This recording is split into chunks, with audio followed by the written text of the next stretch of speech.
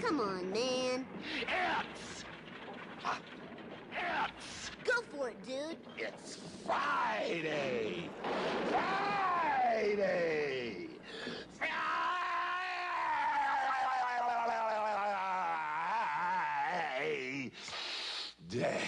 Okay, that's a start. Welcome to Freestyle Friday. John here, you there, here on SDH. Soccer's morning show. Now, that's a good sign, considering what I just did. Considering what happened yesterday, for those of you that were with us when I tried to do something at the beginning of the show yesterday and it didn't work. Hitting a simple button, trying to create something where we could all listen and enjoy, didn't work yesterday. Worked today for whatever reason. So, knock on wood, make sure that everything is still there. Welcome to Friday here on SDH. All right, here's the rundown. We got a lot of stuff to talk about, and so it's whatever's on your mind here on a Freestyle Friday. Might have some folks drop by and find out what's going on their planet with Major League Soccer in a halvesies week because of the international window. We do have some previews that we have to get into, and in the previews, it will be independent of news that happened, or at least that was announced by one of the clubs themselves as to what happened with their team. And we might have some answers. We may actually have some answers with what happened was, and you're dealing with a you're dealing with a situation, and then something happened, and you're sitting there going, something happened, and I don't know. But now we might know because of conversations that we had yesterday and then news that came out yesterday having to do with one of the stories that we talked about yesterday. We actually might have the chance to play the early part of the Oglethorpe documentary that Maddie put together. And so we can listen to that, and we'll let you know what's going on there. So once again, thanks to everybody who has dialed into our YouTube channel to watch the Oglethorpe doc that Maddie and a lot of our friends have pieced together. So we'll play a little bit of that, and we'll get you ready for that as well. It was craziness yesterday in Europe, and we'll get into that. Like I said, there's a lot of news to get into. You got transfer, you have transfer news, you have transfer reports, you have transfer hopes and dreams. So there's plenty to play with this morning, and it's also whatever's on your mind as we are leaning into the weekend with everything that is going on. Tomorrow, we will be up at NoFo Brewing up and coming because it is obviously a day where, you get to kind of keep an eye on the U.S. national team, but there's also some stuff going on at NoFo involving their friends at Walsall. And so it'll be a fun conversation up there, and it'll be a fun day. From 3 to 5, we will be up and running, and we'll let you know what's going on up there. So I think we may turn the audio. I don't know. It just depends on I guess, capabilities and things like that. But busy day tomorrow up at NoFo Brewing up and coming. Hope to see you there. We'll be up there, obviously, before 3 o'clock, but the festivities start at 3, and so we'll be up there hanging out there at 3 o'clock from 3 to 5 to get you ready for everything that is going on at NoFo Brewing and coming. Okay, opening kickoff. Morning band or evening band, Morning Ricky. It's like Bam, I always remember. It's like Bam is like a half a world ahead of us. See, this is where I need to know what's going on in Australian rules football so I can figure out juice boxes and go, yeah, I want to play that with fantasy. But anyway, okay. Opening kickoff brought to us by our friends at Kickoff Coffee and kickoffcoffeeco.com. There is your QR code. For those of you that wish to kick off your day, see what I did there? Kick off your day at Kickoff Coffee and kickoffcoffeeco.com. You hit that QR code, takes you into Kickoff Coffee and kickoffcoffeeco.com. Then from there, what you do is you sit there and use the code soccer down here 15, get you 15% off your purchase. They in turn take 10% reinvested youth games, youth initiatives brought to us by our friends at Kickoff Coffee and kickoffcoffeeco.com. I don't know how many of you, like I said, I don't know how many of you under normal circumstances, it could be this time of year, it could be just in general. How many of you have the the opportunity to travel abroad. From your work, because of your work, you set time apart, and then you have the opportunity maybe to sit there, cross an international border, go visit a foreign country, those kinds of things. For me and the boss, because of work, it's not as much as we probably would like, but there are those opportunities where we do get to cross a border. And I'm not talking like just going from Georgia to Alabama. I mean, like legitimately, like going to see, Atlanta United go play Herediano in Costa Rica, where she eats ceviche, and I look at her funny. Those kinds of things. Yesterday, when our buddy Nico Moreno was with us, I asked him basically what in the blue hell happened to Vancouver and the Whitecaps when it came to anything and everything. And so what we'll do is we will discuss opening kickoff, and we will discuss this, and then we will end up teasing another element with Maddie here as we bring in Maddie on a Friday as she gets to hide. So you're hiding behind an avatar this early in the morning? Yes, because I did just wake up, and yeah, that's about it. Okay. All right. So we're in opening kickoff this morning right now. Yes. And I was explaining to folks, well, first and foremost, hopefully the buttons are working and we can promote what's going on with you and what you did with Oglethorpe University here in a second. But that's not opening kickoff. Opening kickoff, when was the last time that you, either for work or for play or enjoyment, crossed over an international border and went into another country? Oh, see, you know what? I can't ever say that I have. But you know what? Maybe in the future could be fun. Could be. If I'm feeling in like a silly, goofy mood, maybe I'll, jump into a different part of the country. Okay, so the reason I ask is this. Okay.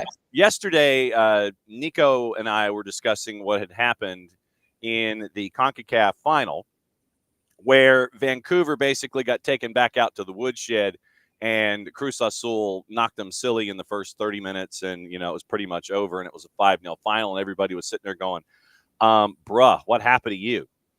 Well, we might have some answers as to what happened with Vancouver. Yesterday, after the show was over, which is traditionally how this works. Oh, I know what this is now. Vancouver released a statement, and here is the statement in and of itself. Quote, or paragraph 1.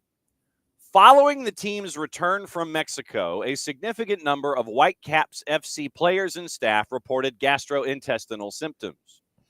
As a precautionary measure, and in consultation with the club's medical team, a positive, as well as the local infectious disease consultant and Vancouver Coastal Health, the club canceled training on Wednesday and held a modified individual closed session for cleared players Thursday.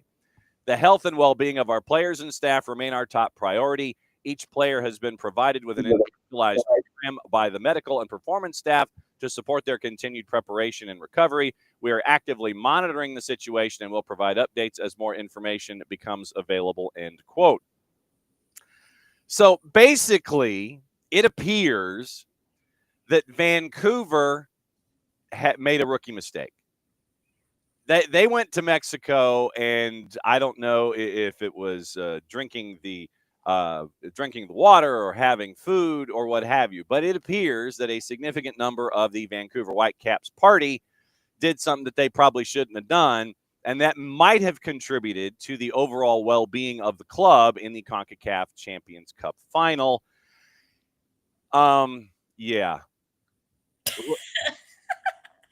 And now there is talk. Now there is talk that Vancouver is in discussions with Seattle about possibly, probably, maybe, depending on how many folks they can get from Vancouver Whitecaps too, I guess, on a short number. Perhaps, possibly pushing back or postponing the matchup this weekend that they're supposed to play in Major League Soccer. Patrick Johnston of the Vancouver Sun So here's how Patrick Johnson said. Vancouver Whitecaps fans must have felt sick watching their team get dismantled 5-0 by Cruz Azul. The team, at least 30 people, Wow. including more than half the team, was hit by a gastrointestinal issue on their way back from Mexico, which has prevented them from training in full for the past 2 days. Caps CEO Axel Schuster joked, in hindsight, everyone felt ill during the game. Maybe it's better to have all negatives in 1 week this year. I'll take that. If you have everything negative and all frustration packed into 1 week, then it's okay. Monday, after the traveling party returned, was when symptoms ravaged the group, according to Johnson. Off day Tuesday, training canceled Wednesday and Thursday as the team was trying to regain their health. Scheduled to host Seattle Sunday night at 9. We're already set to have 9 players miss the game because of national team call-ups, but Axel Schuster said the game hasn't been postponed, and much would depend on Friday's training and testing results. That's wild. That is, I will say, actually, very, very clever title name for that thing to start with. As soon as you read it, I was like, that's really clever.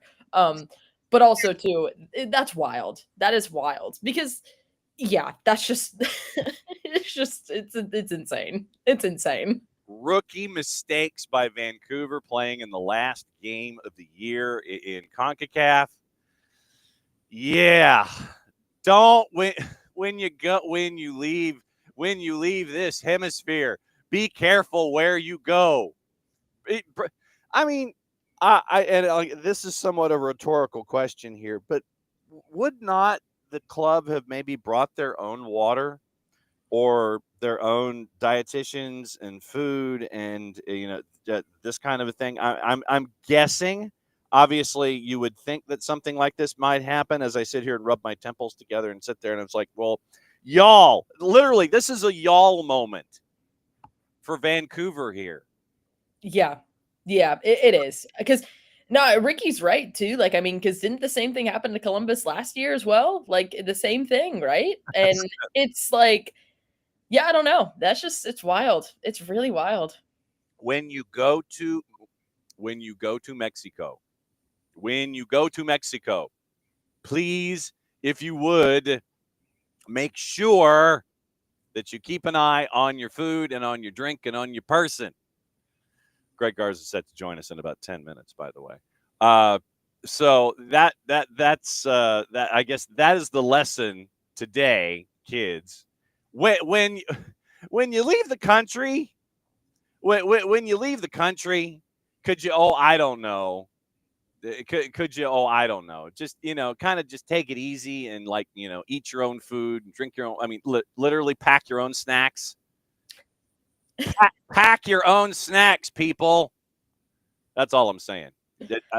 Look, it's a Friday, and when you get to that point of the season, everything's fantastic. All of a sudden, you go down to Cruz Azul and you just laid an absolute egg, and 5-0 your final. Man, I completely. Now you know the rest of the story. Yeah, you don't just bring your own food, bring your own snacks, people. Yeah, I completely forgot there was MLS this weekend. My goodness, because I'm in the mindset of just the fact that we don't have it, like Atlanta doesn't have a game until next Thursday. So that's my mindset. Is I guess in my mind I'm just like, oh, like no one else is playing. Yes, that's true. No, others are playing. So that is opening kickoff. Brought to us by our friends at Kickoff Coffee and kickoffcoffeeco.com. Once again, that's your QR code to kick off your day.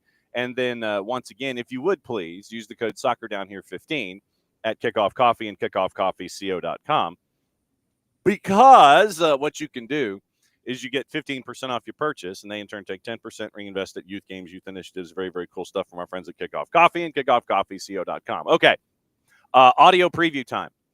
And this is where we kind of talk to you for about 10 minutes or maybe more like 8, having to do with a project that you did a lot of work on, and we'll talk to you about it on the other side, because here is a bit of a preview of what Maddie and friends pieced together here on the SDH Network, breaking down everything Oglethorpe men's soccer under John Aiken. What are some of the lessons that you've taken from those mentors, and do you still use some of those lessons today? I think playing the long game, realizing that the program is, bigger than all of us. It's been around for 63 years. Hopefully it's around for another 63 and transcending us. Oglethorpe and, the soccer program specifically just kind of molded me in a way that I don't know it would have given me the same experience if I would have just been a number at a big D1 school. Those of us that are here at the time, our number one goal is to make it better than it was before we got here.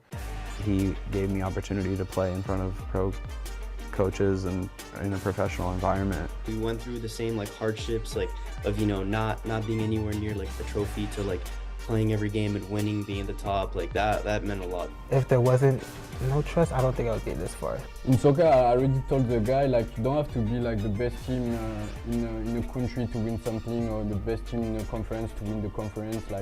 If on the field you're very connected and you fight for everybody on the field, nobody can touch you. Realizing that the program will be, here long after, hopefully long after we're all gone, and what kind of legacy did you leave?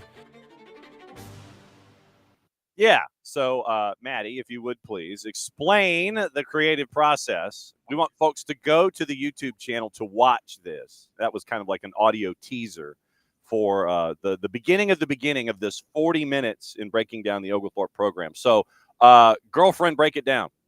Yeah, I mean, it was something that I think I knew I wanted to do after we covered them last season.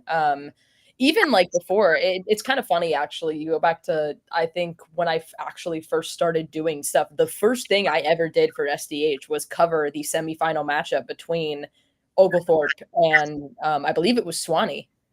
No, was it Rhodes? I think it was Rhodes. It was Rhodes, because then I think Swanee was the final. That's what I remember. Yes, because it was Rhodes. It was the semifinal match. That was the first thing I ever did for SDH, was go and cover that. So crazy it starts there, and I think John Aiken is a phenomenal coach, and what he's done over there at Oglethorpe, and being around the program for a little bit, calling matches and stuff, I kind of wanted to tell the story of the program. And so basically a lot of this was filmed end of last year, heading early into the beginning of this year in January.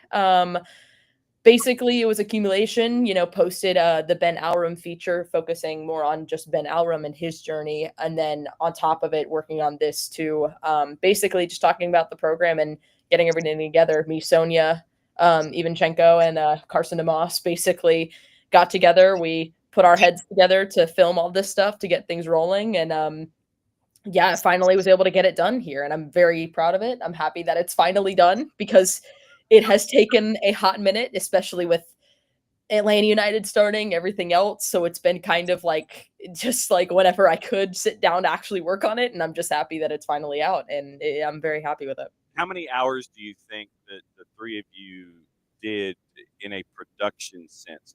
Oh, God. 40 minutes.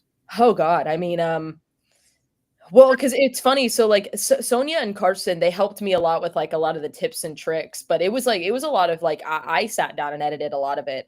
But they helped me obviously with ways to make it look good, things to do to help make it better, because they're the experts in this one. I'm not really an expert when it comes to that, but hours, oh my God.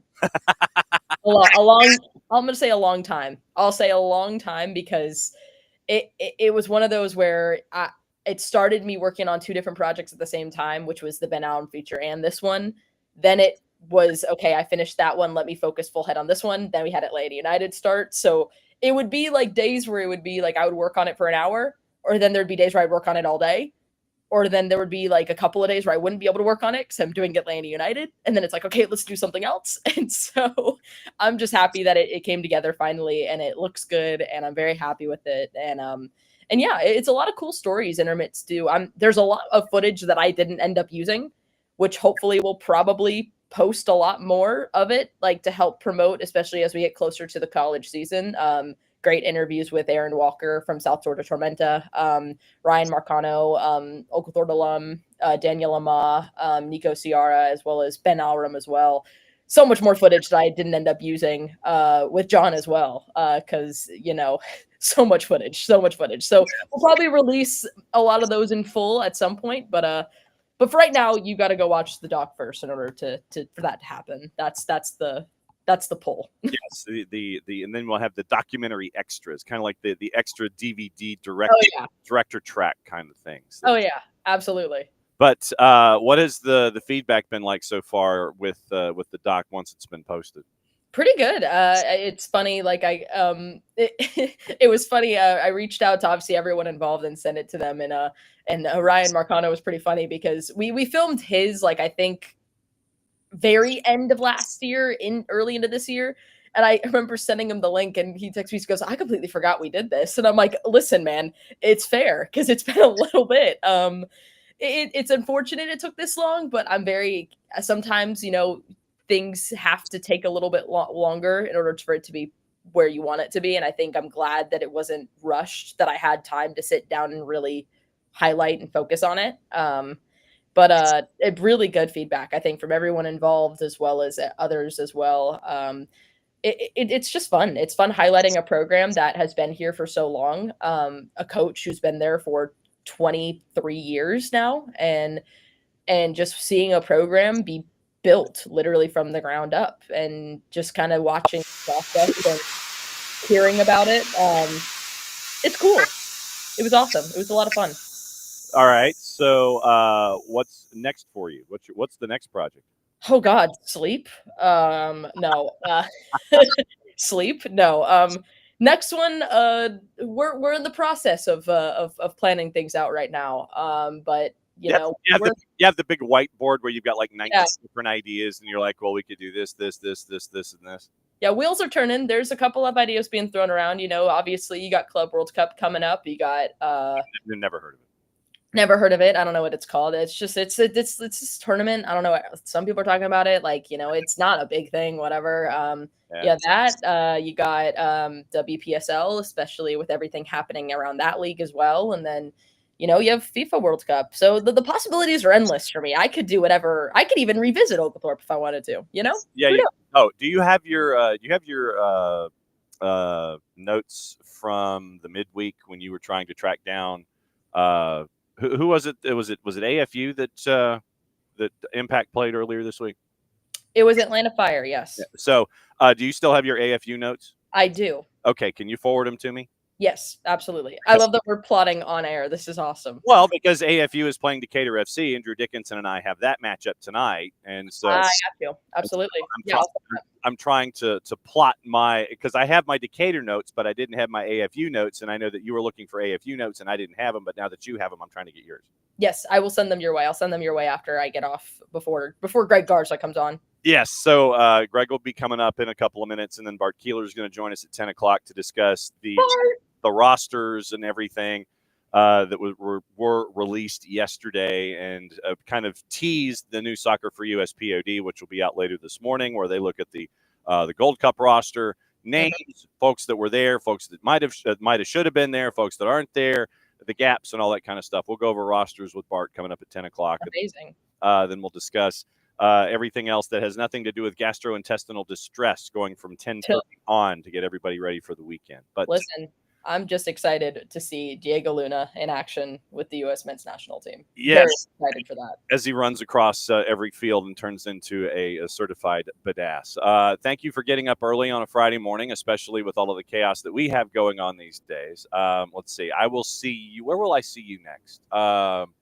Tomorrow, if you come to the NoFo Brewing event that we're doing up in Cumming, Georgia, you should all come out and watch. Yes. So we'll be at NoFo from 3 to 5, and I know this will surprise you, but I have a Walsall jersey that I will be bringing to the proceedings. That's awesome.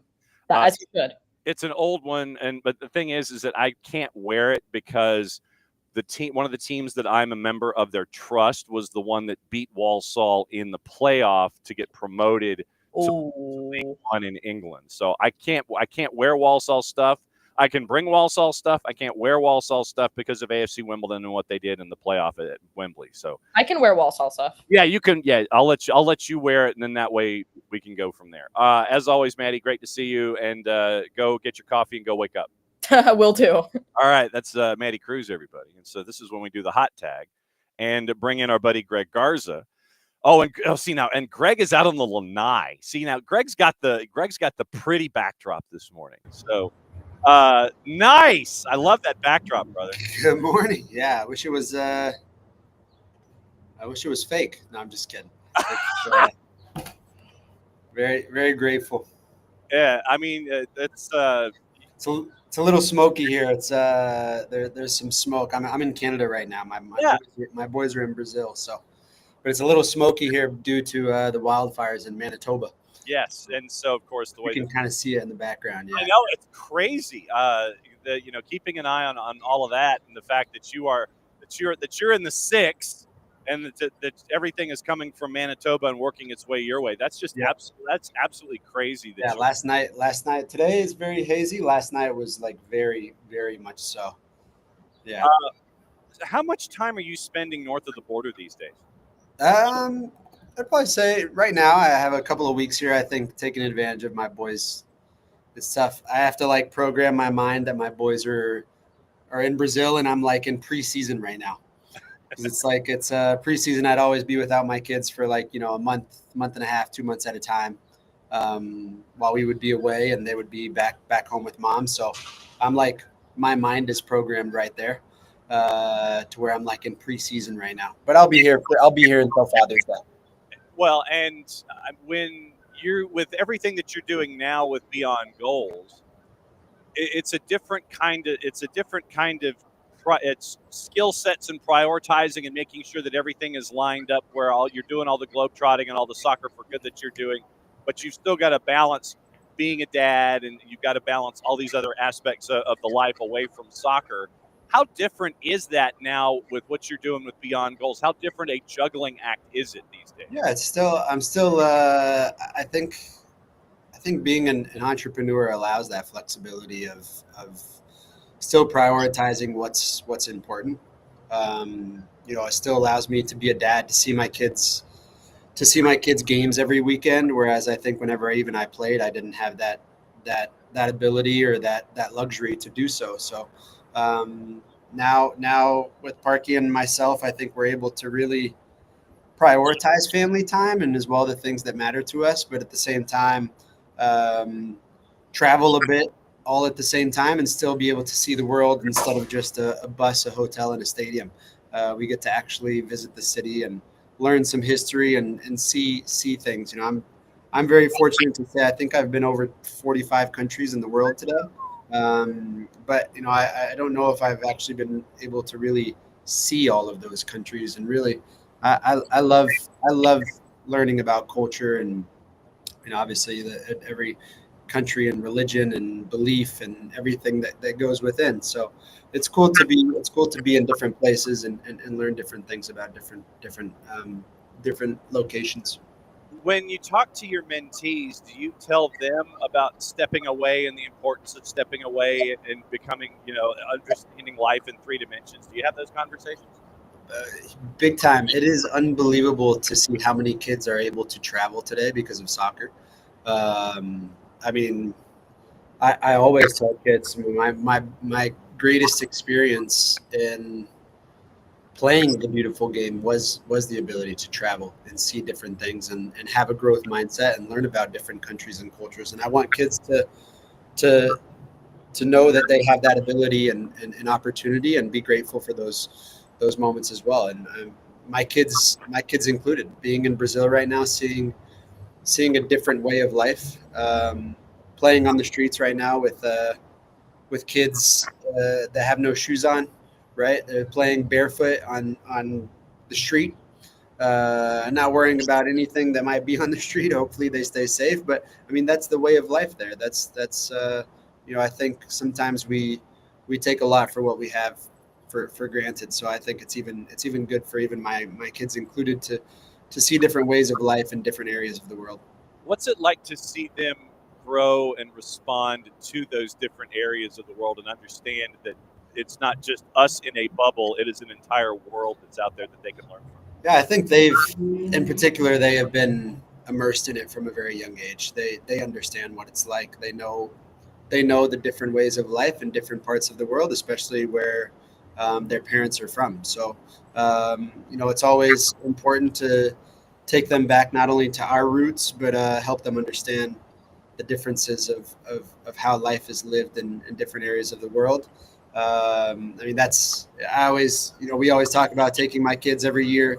They always get to choose one place where they want to travel, each and every one of them. And I always do that for them to help them learn about different places. But it's my oldest choice this year, and I believe he will probably choose San Diego and Tijuana. So, I mean, he was born in Tijuana, so I think it's taking him back. He hasn't been there since he was probably about 4 years old when we left to Atlanta. So it'll be an awesome trip to kind of see where he was born and get to know south of the border as well.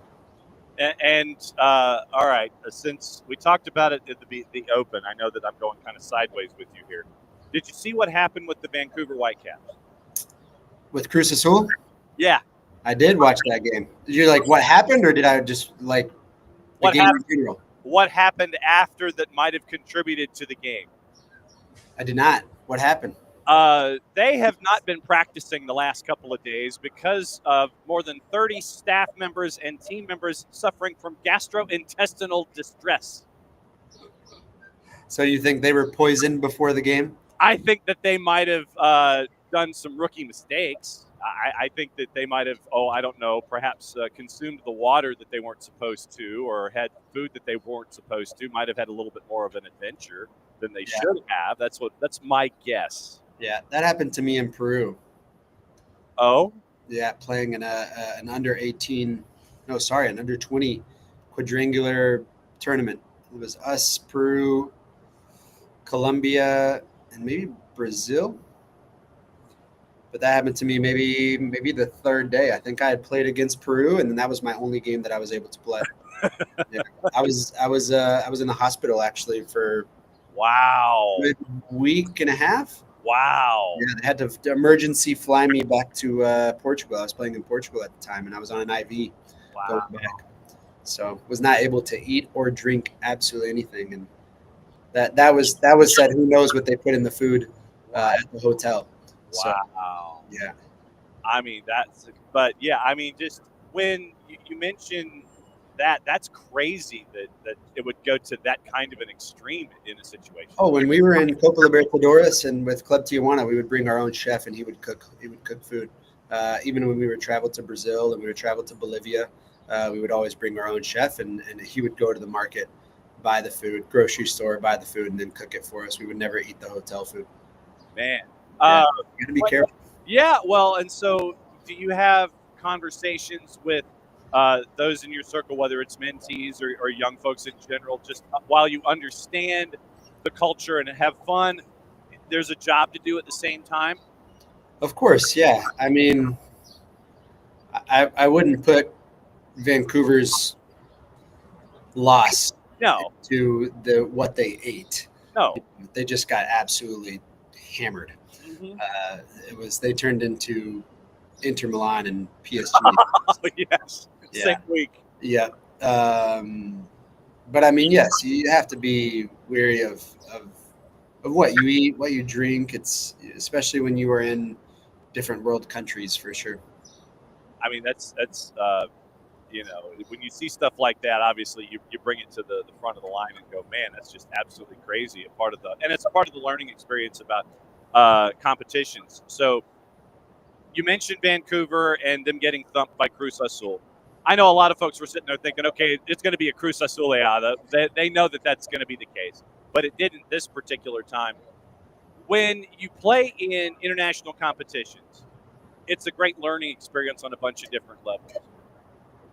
But how much is the gap closing when it comes to the talent pool, when it comes to, say, U.S. talent or U.S.-based talent, this hemisphere, and then in the world space? Where do you think the gap is closing, and how much is it closing? Yeah, I just watched the video of Taylor Twellman speaking yesterday. I don't know if you saw that same video, that the MLS has surpassed Mexican talent. No. I disagree. I disagree because whenever we play these next tournament, whatever we're playing, we always play in the States. That's for us, I remember playing against Galaxy and the Conca champions with Club Tijuana, and playing in Galaxy with Robbie Keane and Landon Donovan and all those big Omar Gonzalez and all those big names that they had way back in the day. Yeah. And I believe we lost 1-0 in LA and had a few chances. And then we were just licking our chops for when we had them the next week in Tijuana, because we knew it was going to be a thrashing. And I think we thrashed them. I want to say it was like 5-0 or 6. Wow. But, playing in Mexico is just a different atmosphere. And it's, you talk about the bins and you talk about different locations, Portland. And I mean, I can bring up some great environmental places to play, but it is not as hostile as when you play in Mexico. It's a different beast. It's a different animal when you play, these games as Vancouver played in the Puma Stadium. Although it was at the CEU, you have a different feel to the game. You're dealing with external factors. You're dealing with altitude. You're dealing with the fan base, and it's just there's so much more. So it's obviously subjective in what Taylor Twellman says, and I do think the gap is rather closing, but I still think it's very close. It's very minimal, but I think whenever we play in the States, we do have that advantage. We just never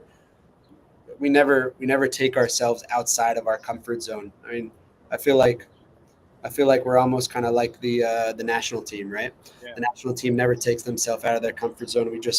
We scrimmage Bosnia and Bulgaria and Slovenia and New Zealand, but never scrimmage Spain or Italy or Holland or England, right? And we never really get to put ourselves up against those beasts until when it really matters, and then that's when you see the huge differences. So I think for MLS, it's we almost kind of have that same that same mindset, as long as we can protect ourselves. And I think this will be a massive test with the Club World Cup right around the corner. Like, I think that'll be a huge testament to see where we are in comparison to other clubs around the world. And hopefully we can compete. I truly hope this is where I think Taylor Twellman will have his next interview of how we really shape up to other clubs in the world. And I hope we do, because I do feel like we are climbing up the ranks. But I do feel like we still have some ways to go in terms of that level. I think we are at an enormous level. I think we are at an enormous level in terms of where the league is, but we still have some ways to go. Greg Garza here in the Friday Free Kick, breaking everything down at BG Mentoring on social media. So when you talk to your mentees about hostile environments and external factors and things that they can't control but still have to focus on the task at hand so they can be successful, what are those conversations like? I think preparation is everything. Preparation is key, and making sure you're staying consistent in those areas. Controlling what you can control. I think that's an important piece of it. Then you go from controlling the controllables to learning that there are those talent gaps, and not getting wrapped up into the idea of, oh crap, they really are that much better than me. I've got to get to that level, instead of having it weigh you down. What about, having those kinds of conversations about self-improvement and not focusing on the outside in, but focusing on the inside out, so you can become a better athlete? Yeah, self-assessment is a huge component to what we speak about. You consistently have to always look at the man in the mirror. Never point fingers. Don't make excuses. Consistently think about improvement. Analyze, review, reflect on what you can get better at. Find a way to fix your mistakes and find your consistencies. Self-assessment is a huge piece to what we apply and then also implement within our program. So when you discuss self-assessment, do your mentees understand that initially, or is it something that they have to warm up to instead of sitting there and comparing themselves inbound, it's comparing yourself outbound. I mean, when it comes to self-assessment, where are they? Self-assessment is a constant reminder. Yeah. I think even with even if you don't play sports, right? You're Mm-hmm. the world is full of judgment, and the world is full of comparisons. From a scouting perspective, in soccer, everything is comparison, right? You are comparing this player to that player to this player to that player. But when you are amidst and you are kind of immersed in the world of sport, and you are that player, then that's where I think that judgment has to be of your own. And I think that's where it is. I think even the self-assessment is still taking constructive criticism from those that you feel like you could take advice from, and kind of shutting out and blocking out the rest, and making sure you're just focusing on the man in the mirror, because I think that is a huge component towards improvement. And that's a huge component towards staying, I guess, loyal to your own trajectory and your own path, and not allowing anything else to veer you off into a different direction. How do you keep it from being too self-critical, though? I like kids who are self-critical. I enjoy kids who are very critical of themselves, because I feel like the greatest of athletes are very critical of themselves, as long as it is a critical towards growth. And I think that's a huge component that I try to imply whenever I speak to kids. Is you have to think about being self-critical in terms of growing towards something that's better. You can't be critical and pulling yourself down, as long as it is, even if it is a pulley, but it's where you're consistently going into a forward and upward direction, rather than being critical to where you're not getting the best out of yourself. At the same time, though, and this might be a generational thing, where I would anticipate that there are certain generations, when it comes to their self-criticism, that they are too harsh, but that's just what they know from their particular age group and those that were influencing them in that particular time frame. Are older mentees, because of their influence, are they more self-critical that has to be corrected? Are they more open to the process when it comes to, I guess, age differences? Is there a difference in the self-criticism? You'd be surprised. I think a lot of even I see it on the younger side of the spectrum, to where more kids even on the younger side are more self-critical in a positive way, rather than older ones.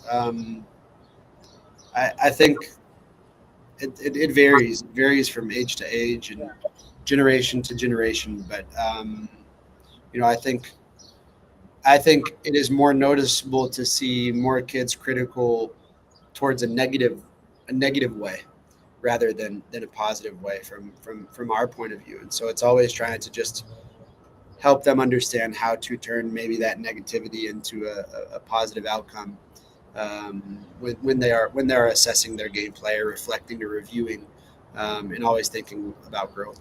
Yeah, and that was why I was asking it that way, but because I would anticipate that when you have all of this external peer pressure that's attached to it, you try to navigate through it, make yourself better through self-criticism, but you have those external factors that can either push you forward and make you fix it sooner, or they can drag you back and make the process longer. Am I off there? No, big time. Yeah, it's you want kids to kind of understand small cues and as quickly as possible to help them whenever they do critique themselves, or whenever they do receive constructive criticism, or when they do try and think about improvement. It's always towards a positive direction. And I mean, it's something that for those of us of a certain age group, it was negative first,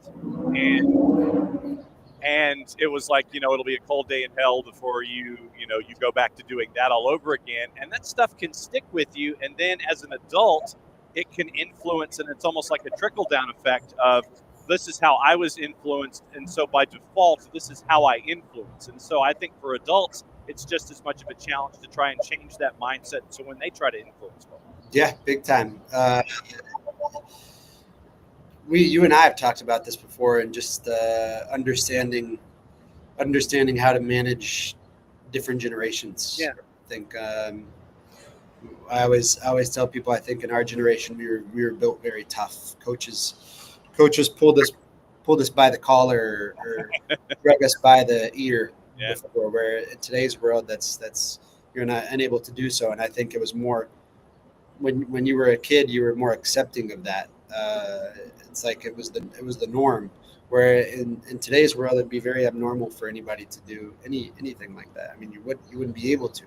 So, still trying to help kids understand how to be tough, but looking at it from a different angle and approaching it from a different angle is important as well.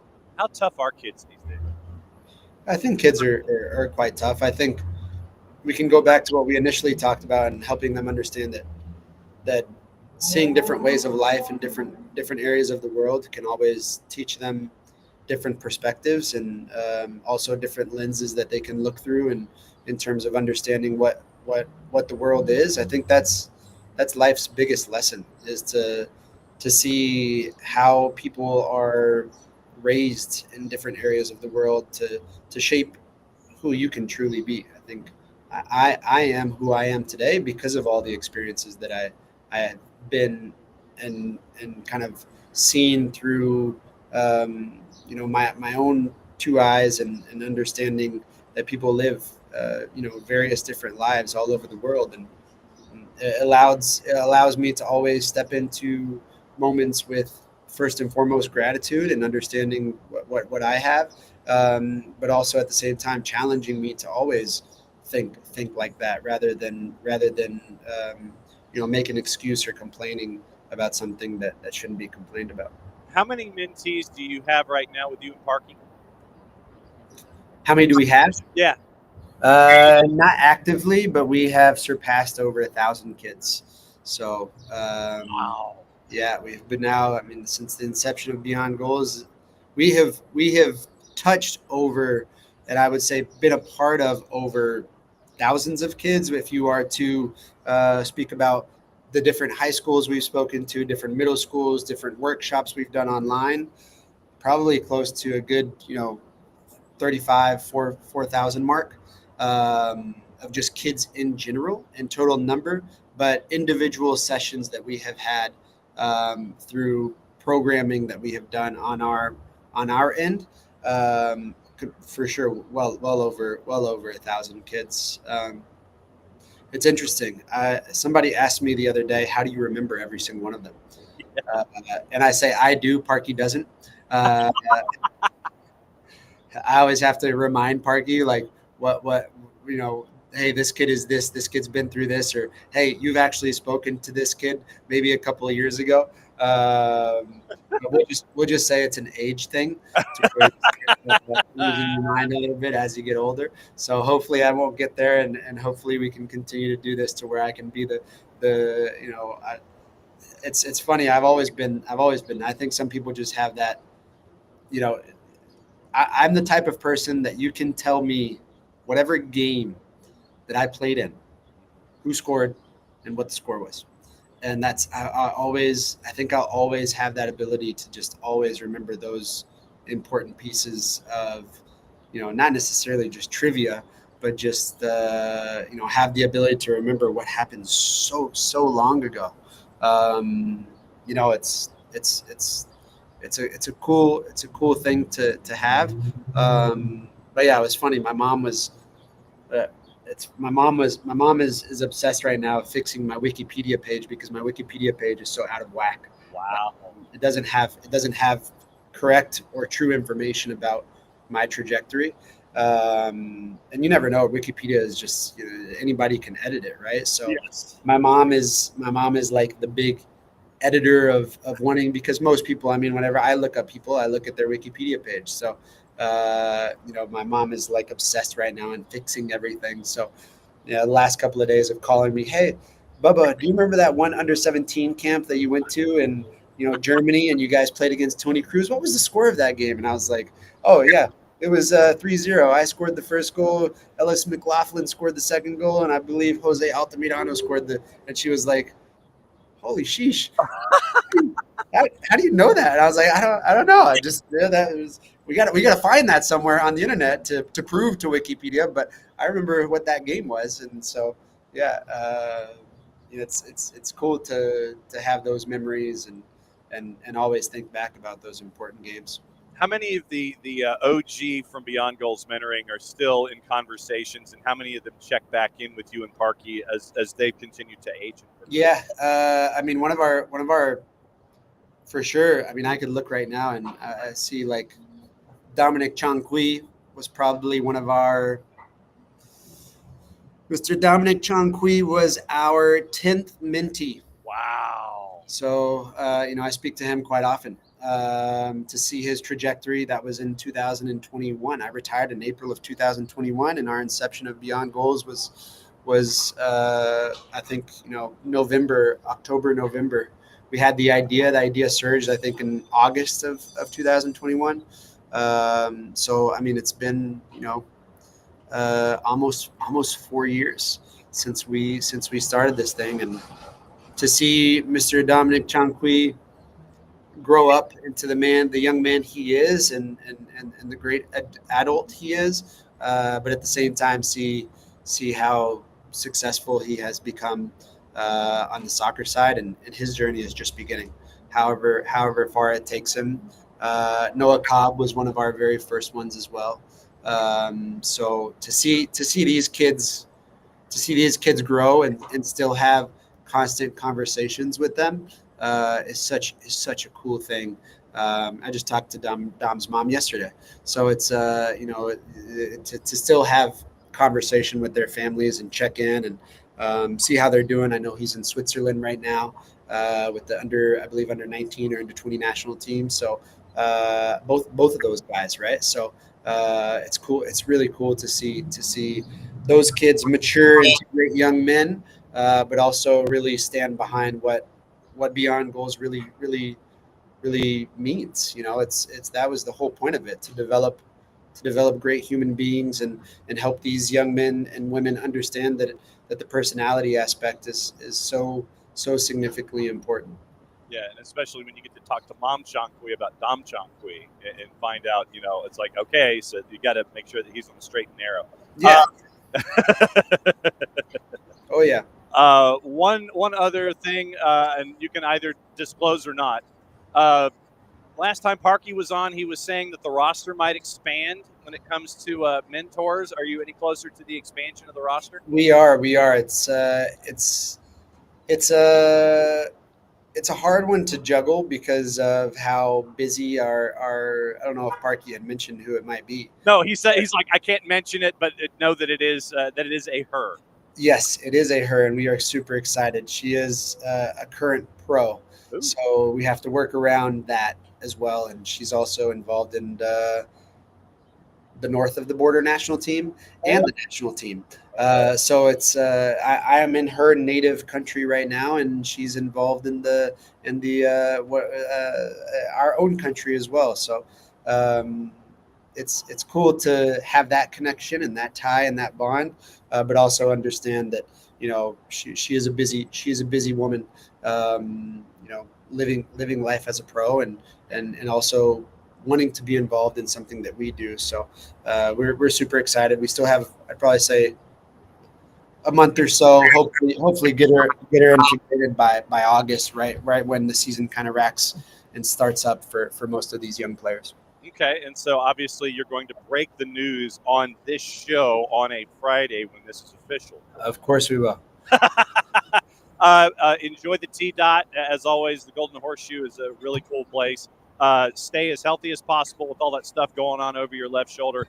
It's always great to see you, my friend. Thanks for dropping by and spending valuable time. Thank you for having me, Matt. Who's your guest on this Club World Cup? I am, by the way, the Atlanta ambassador of FIFA.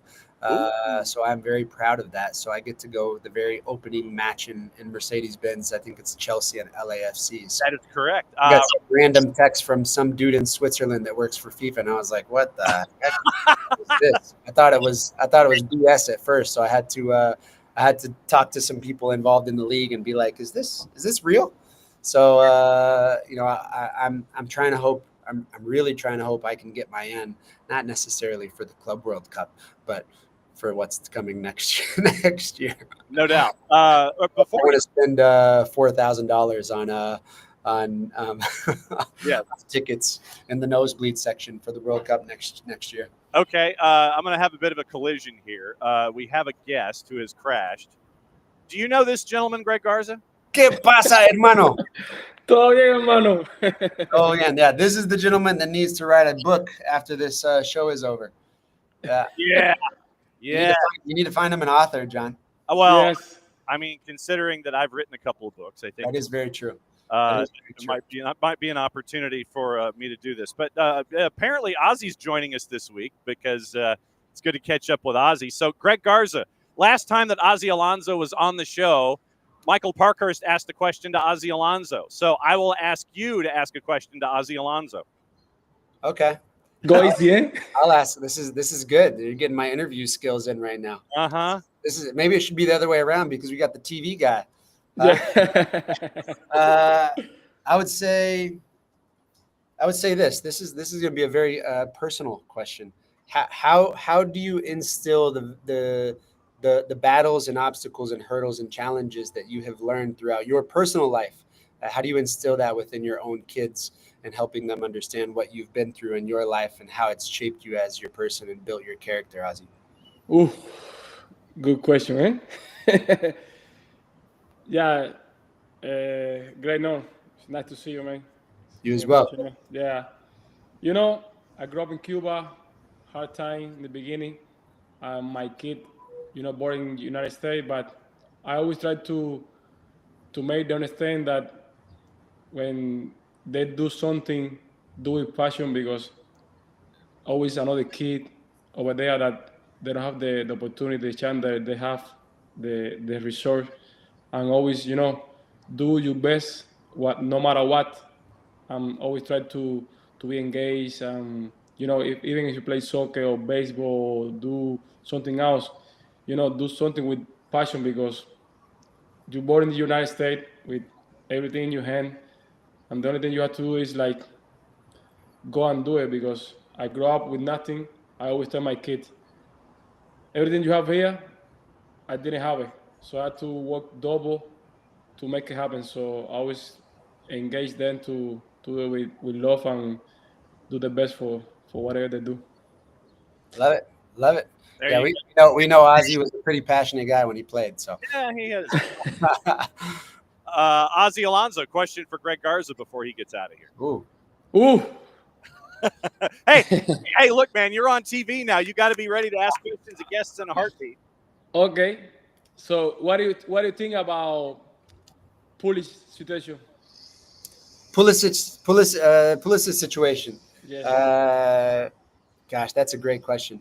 I understand where he is coming from, but I believe when you have any opportunity to represent your nation, you should take it. Why not want to be the player that has the most capped? Why not want to surpass Kobe Jones or any other player that has represented the national team, to put your name on a pedestal to where you are the most represented player that has played for your country? So I think it does not matter if you are. It's trying to explain to kids the difference between hurt and being injured, right? When you are hurt, well, wasn't a day in either of our lives that we didn't feel hurt. There was you'd walk out on the field and your earlobe would hurt, but you'd still go out and play. And when you're injured, that's a different piece of it. So I think he should have played. That is my personal opinion. Especially when you have somebody of his caliber to change a game in a millisecond. You need those players. But I think whenever you have the opportunity to represent your nation, you don't say no. Absolutely true. All right. So, Greg, as always, great to see you, my friend, and we'll catch up with you soon. See you guys. Take care. Take care, guys. All right. Thank you. All right. That's Greg Garza, everybody. And so now it's time where we catch up with Ozzy Alonso, return guest. So last time Ozzy was on, we told him, it's like, Ozzy, you've got the keys to the front door. You got the garage door opener. You can open it anytime and come and crash on a Friday. But how has it been for you getting adjusted to everything there on the TV side at Apple TV? What's it been like for you? Been great. Yeah. half the season right now. Everything's settled good, and I'm very happy to do what I'm doing. So I decided to be here with you again one more time, and I'm happy for this opportunity.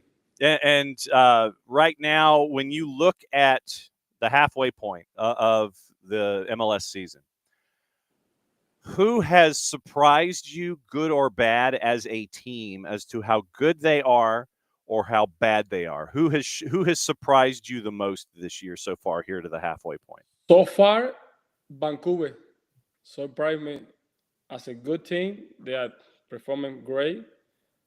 In the bad side, I got two teams that surprised me. Okay. Atlanta, because they spend a lot of money and they haven't performed well during the half of the season. The champion, LA Galaxy, they finally got a win, but it's still not good enough. So that's a two surprise that so far in the bad way this season for me. So, all right. So, since you're here in Atlanta and we're here in Atlanta, we'll go ahead and talk about Atlanta a little bit. What do you think? What has been the big issue for you? Even though they have won 2 of their last 3, and Ronnie Dyla seems to have kind of figured some things out. What have been the issues that you've been looking at? What have been the problems that you've seen? In my opinion, they have the result. They get to win in the row, but they didn't play well enough. I think they need a leadership in the field. Except Brad, I don't see any leadership that step up and say, "Here I am. I do my best for the team. I engage the teammate." I think the piece of the team, I think Dayla haven't put the piece in the right spot, in my opinion.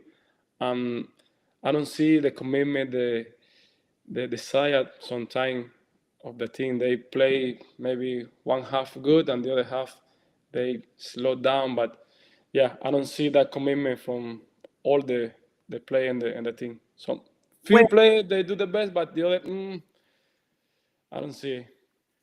So does that drive you crazy as a player, where you may sit there and you'll see a team that you have friends or played on, they'll play 25 or 35 good minutes, and then something will happen, and then it shuts down, and then it takes a while for them to get back to where they were? Does that drive you crazy? Yeah, but it has to be from the coach to lift it up, or one of the leader of the team inside the team, like say, "Let's go, guy. We have to do it. We can make it." But I don't see that guy right now on the team, like in the field. Like you have Brad there, but Brad's too far. Sometimes he can scream, but you need somebody there in the middle of the field or forward or there in the rectangle that can say, "Let's go, guy. Lead by example and make the team like perform and fight." Because sometimes you win playing good soccer, but sometimes you win with heart. And Atlanta need to win with both now, because the good part of the soccer, they have a good player, but they don't connect together. They don't. I don't see like they play like good, but they have to perform like together and be united to win the games. It's about like be united. Ozzy Alonso hanging out with us again here from Apple TV Plus, and all of the Apple TV Plus programming attached to Major League Soccer. So he's traditionally a very, very busy man on the weekends. You mentioned Los Angeles Galaxy. They seemed at points to try and find fun, new, and different ways to lose. It would be an own goal off a player's back in like the 90th minute. It would be, a fluke here, a deflection here. The black cloud, I mean, it was just a black cloud that was hanging over LA Galaxy for the longest time, and they finally got a win. What's it been like to see a team like that not have Ricky Puig? You had, I want to say, Joseph Paintsel was injured early this season. You didn't have him and Ricky Puig, and then it was all on Gabriel Peck, and then Peck and Paintsel get injured. What's it been like for you to see LA Galaxy just kind of sit there and go this year? Surprise. I know you miss Ricky Puig, Paintsel in the beginning of the season. You miss a lot of good players. That Jovelis, he went to Kansas City. Mm-hmm. But in the end, they won 16 games without a win. So I don't think the player that I have can play like that during the season, because at least you have to get some point. But individual mistake, collective mistake, they do their best to win the game, but I don't see that from any guys. Even the championship the year before, I know you're missing a lot of players, but I don't think they play enough to get result in the beginning. Now finally they get a win, but they have 17 more games to make the playoff, and it's gonna be very, very, very difficult for them. So if you were in that locker room and you got to tell them, all right, so you will make the playoffs, what would you, as like the guy in charge, you're the voice that's going to sit there and point at them and go, you're going to make the playoffs. What are you telling LA Galaxy players about getting their heads screwed on straight to where they get into the playoffs? What are you telling them, and what are you trying to make sure? Yeah, first of all, we do like a players meeting, no coaches, no equipment guy, nothing, only play. And we sit there and we talk like hard. We say the truth face to face. And we say, guys, we have 17 games to go. It's not impossible. It's going to be difficult. It's going to be hard, but it's on us. So find a motivation in your life. It can be your wife, your kid, and play for them, because they are there watching us playing, and we're not doing enough to make the playoffs. So from now on, we have to find a reason to play for. And if we want to make the playoff, if we want to turn out this season, we have to play with heart and with the big heart. I don't want to say the word, but we have to go there and forget about everything. 17 games is past. Now it's the new season. It's a new beginning. It's our heart. So we have to do the best to make the playoff. That's it. Did you fill out your all-star ballot yet? Not yet. Okay, so here's what we'll do. We'll fill out your all-star ballot here. Okay. What we'll do is we have the top fives that are the vote getters so far. So we'll go through the 7 categories of the top fives, and I want to find out if you agree with the top 5 or if you would pick somebody else instead of the top 5. Let's see how you agree with the top 5s here. Okay, sounds good. Let's start in net. The top 5. Let me get a paper here. Okay, get your paper. Get your paper. Get your paper. That's all good. And yes. Make sure you got a pen that works. Yes. All right, because I got a pen that works and I got my paper too. So, goalkeeper, Galese, St. Clair, Takaoka, Martin Paz, or Carlos Coronel, or off the board? Who is your number 1 keeper? Number 1 keeper? Mm-hmm. So you mentioned Galese, St. Clair. Yep. Takaoka in Vancouver. Takaoka. Martin Paz in Dallas, or Carlos Coronel with Red Bulls, or somebody else? Yeah, somebody else. You don't pick my goalkeeper. Okay, who is it? Stephen Fry. Okay. All right. So why Stephen Fry? You know, he's being consistent in the league. I know it's this year for a start. I think he make a good save in the big moment for Seattle, except the last game against Minnesota. He only allowed 13 goals. So he's a captain for the team. He's a leader. I think, in my opinion, he deserves to be there.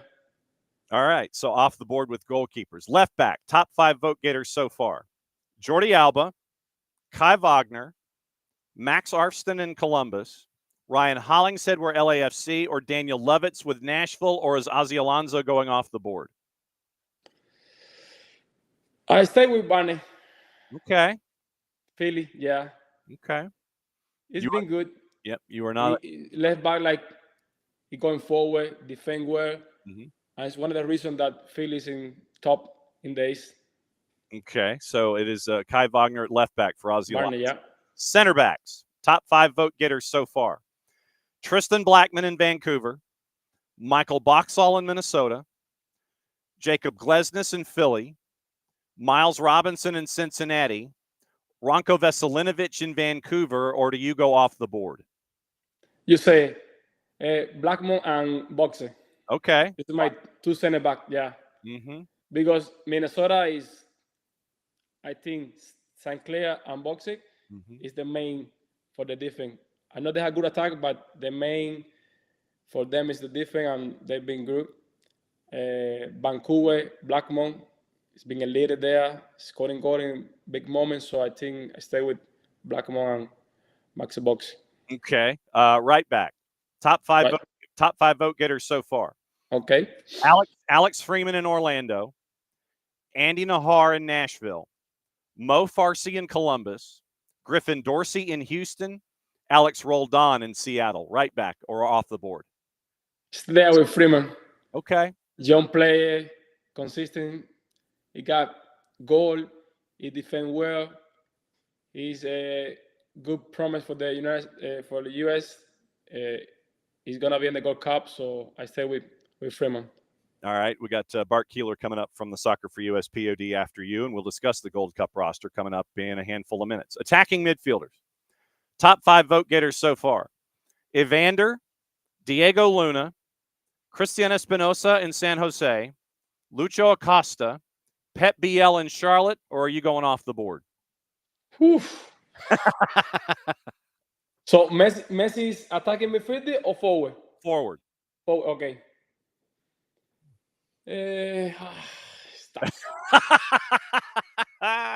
Yeah, because Espinosa it's been great. A lot of assists. Bande. Yeah, keep the team together there and scoring goal. I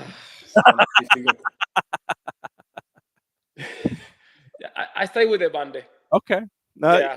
You are not alone. Yeah, Bande it's been good. They pay a lot of money for him. He's producing. He's scoring goal and be together with the team. I think Bande is a good pick. All right. So forwards, yeah, that Messi guy. He's in the forwards, along with Ty Barabo in Philly, Brian White in Vancouver, Denny Buwanga with LAFC, or Anders Dreyer in San Diego. So I have to pick one? Let's do this. One that's not Messi, because that's an easy one. So give me somebody else. I give this one because when you have to pick an all-star, he had to be the top scorer in the league, no matter what. Okay.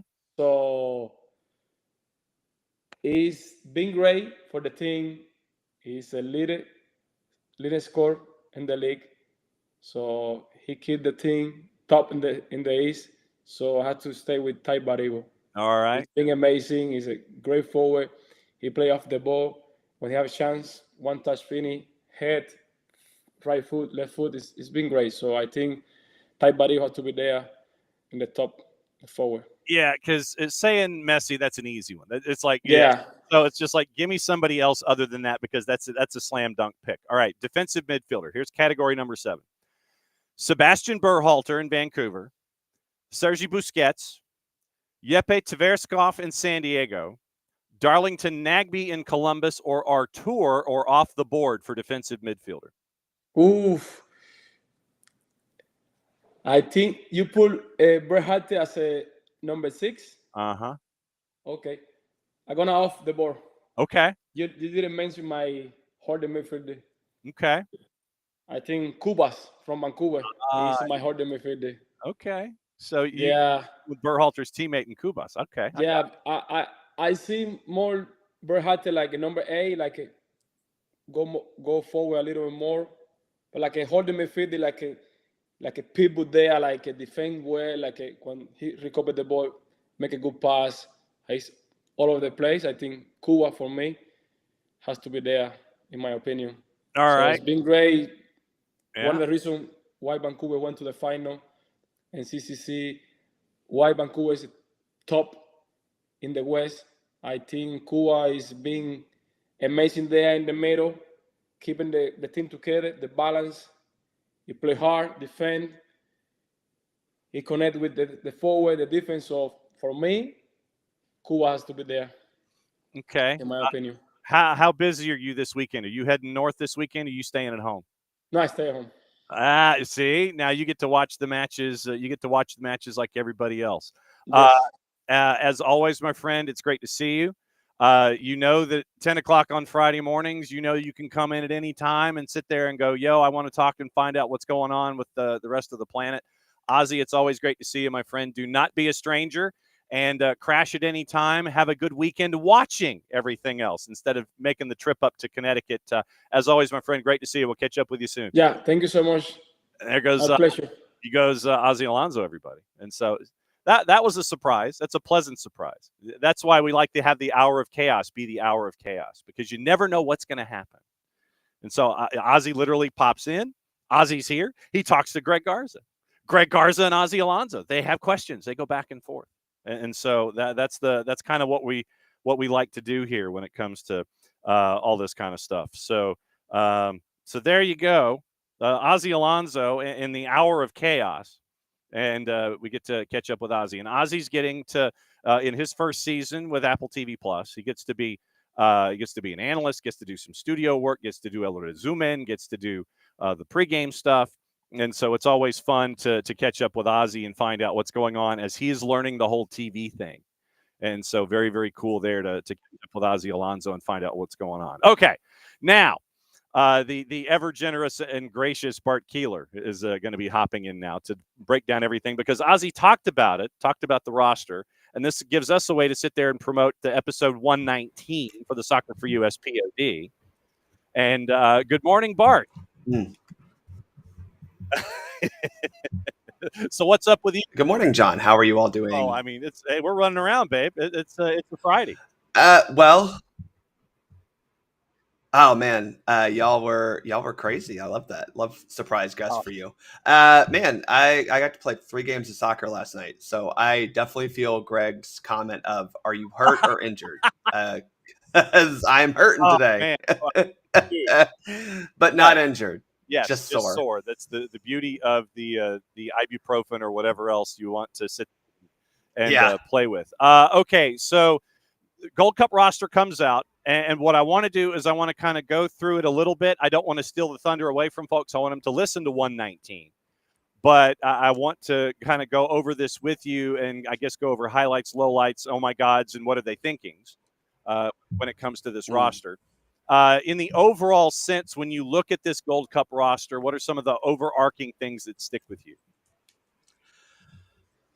Well, I do think that there's a lot of outrage, justifiably, but I think part of the kind of step back, which I've had the opportunity to do since the initial roster came out, almost 2 weeks ago now, is that there were going to be players missing regardless, right? When you look at some of the stars that are going to be playing in the Club World Cup, that was going to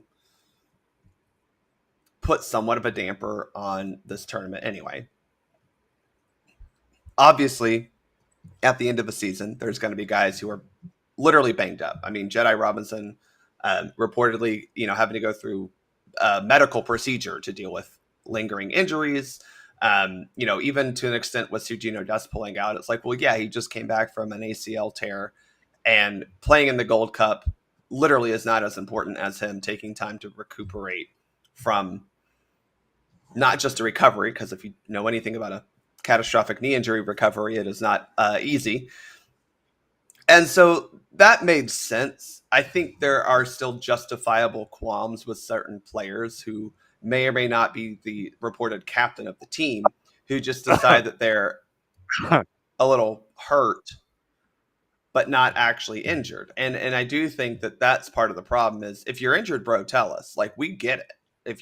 If there's a hip that is detached from your, pelvic bone, that is a problem. If your muscle is coming away from, if your hamstring muscle is coming away from your body, that is a problem, right? These are things, but just because, like, man, my hamstring kind of hurts today, or I don't know, like yesterday I woke up with a shoulder that was numb, because I slept on it wrong.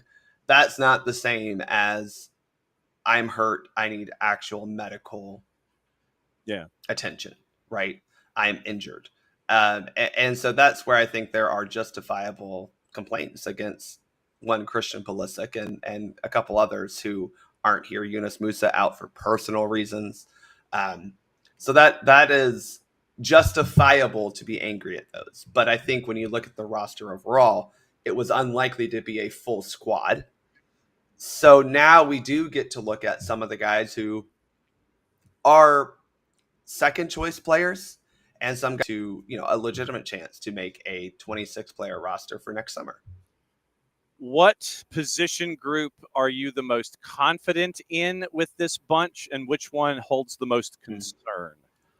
I'm most confident in our midfield group, mainly because you have Tyler Adams there. But then when I talked about those second choice guys, well, Malik Tillman, Johnny Cardoso, those are absolutely second choice guys. And then even some of the, with Paxton Aronson, Brendan Aronson, you also look at Diego Luna, who's been the cult hero. Those are guys that I think you can put a lot of trust in because of what they've shown you from a professional standpoint.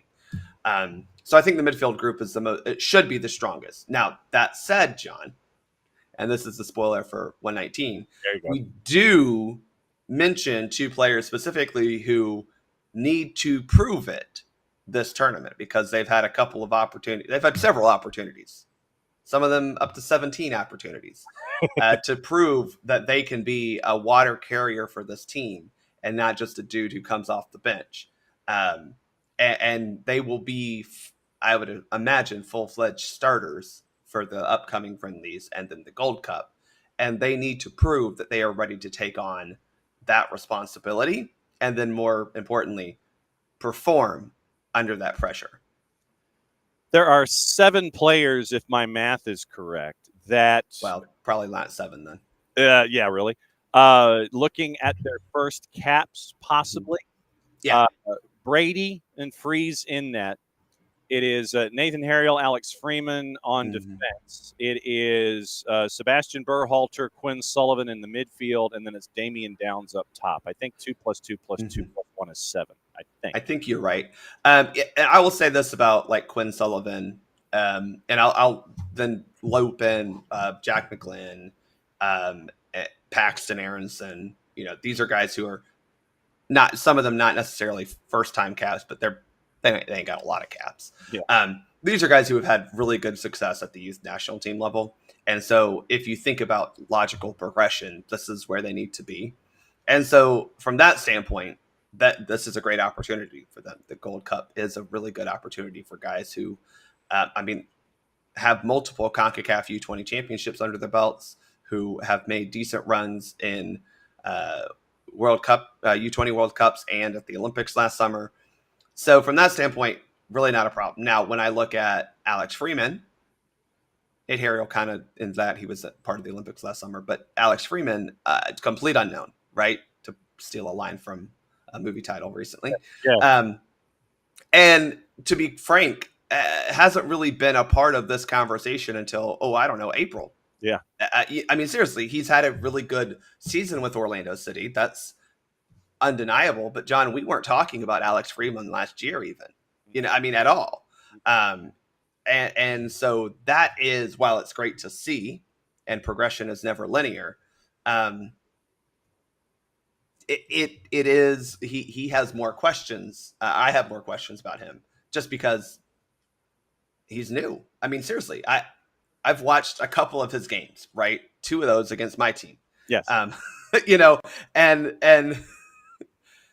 it's not a guy that I've made a point up until now to watch. Like with Diego Luna, I do make a point of trying to watch RSL games or at least watch their highlights. Same with Houston with Jack McGlynn.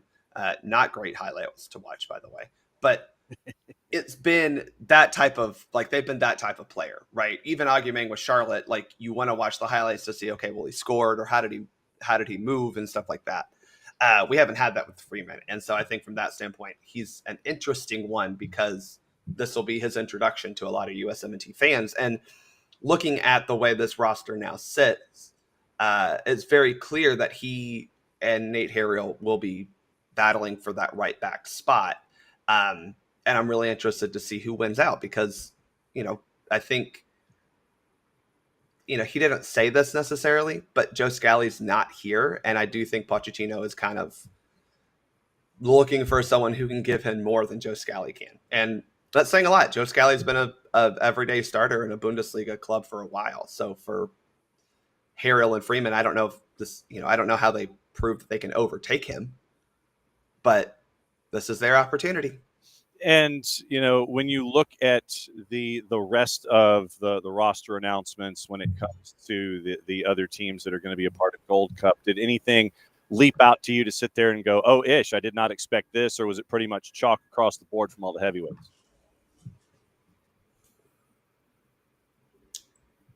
Well, I mean, look, there are some names on here that I think are surprising. Sure. Yeah. But then there are some names that I think are unfortunately a little unsurprising that we're kind of like, oh, why? Yeah. Now, granted, I'll say this. There were some guys who were called in before this and got injured. Yeah. And now their replacements make a little bit more sense. Yeah.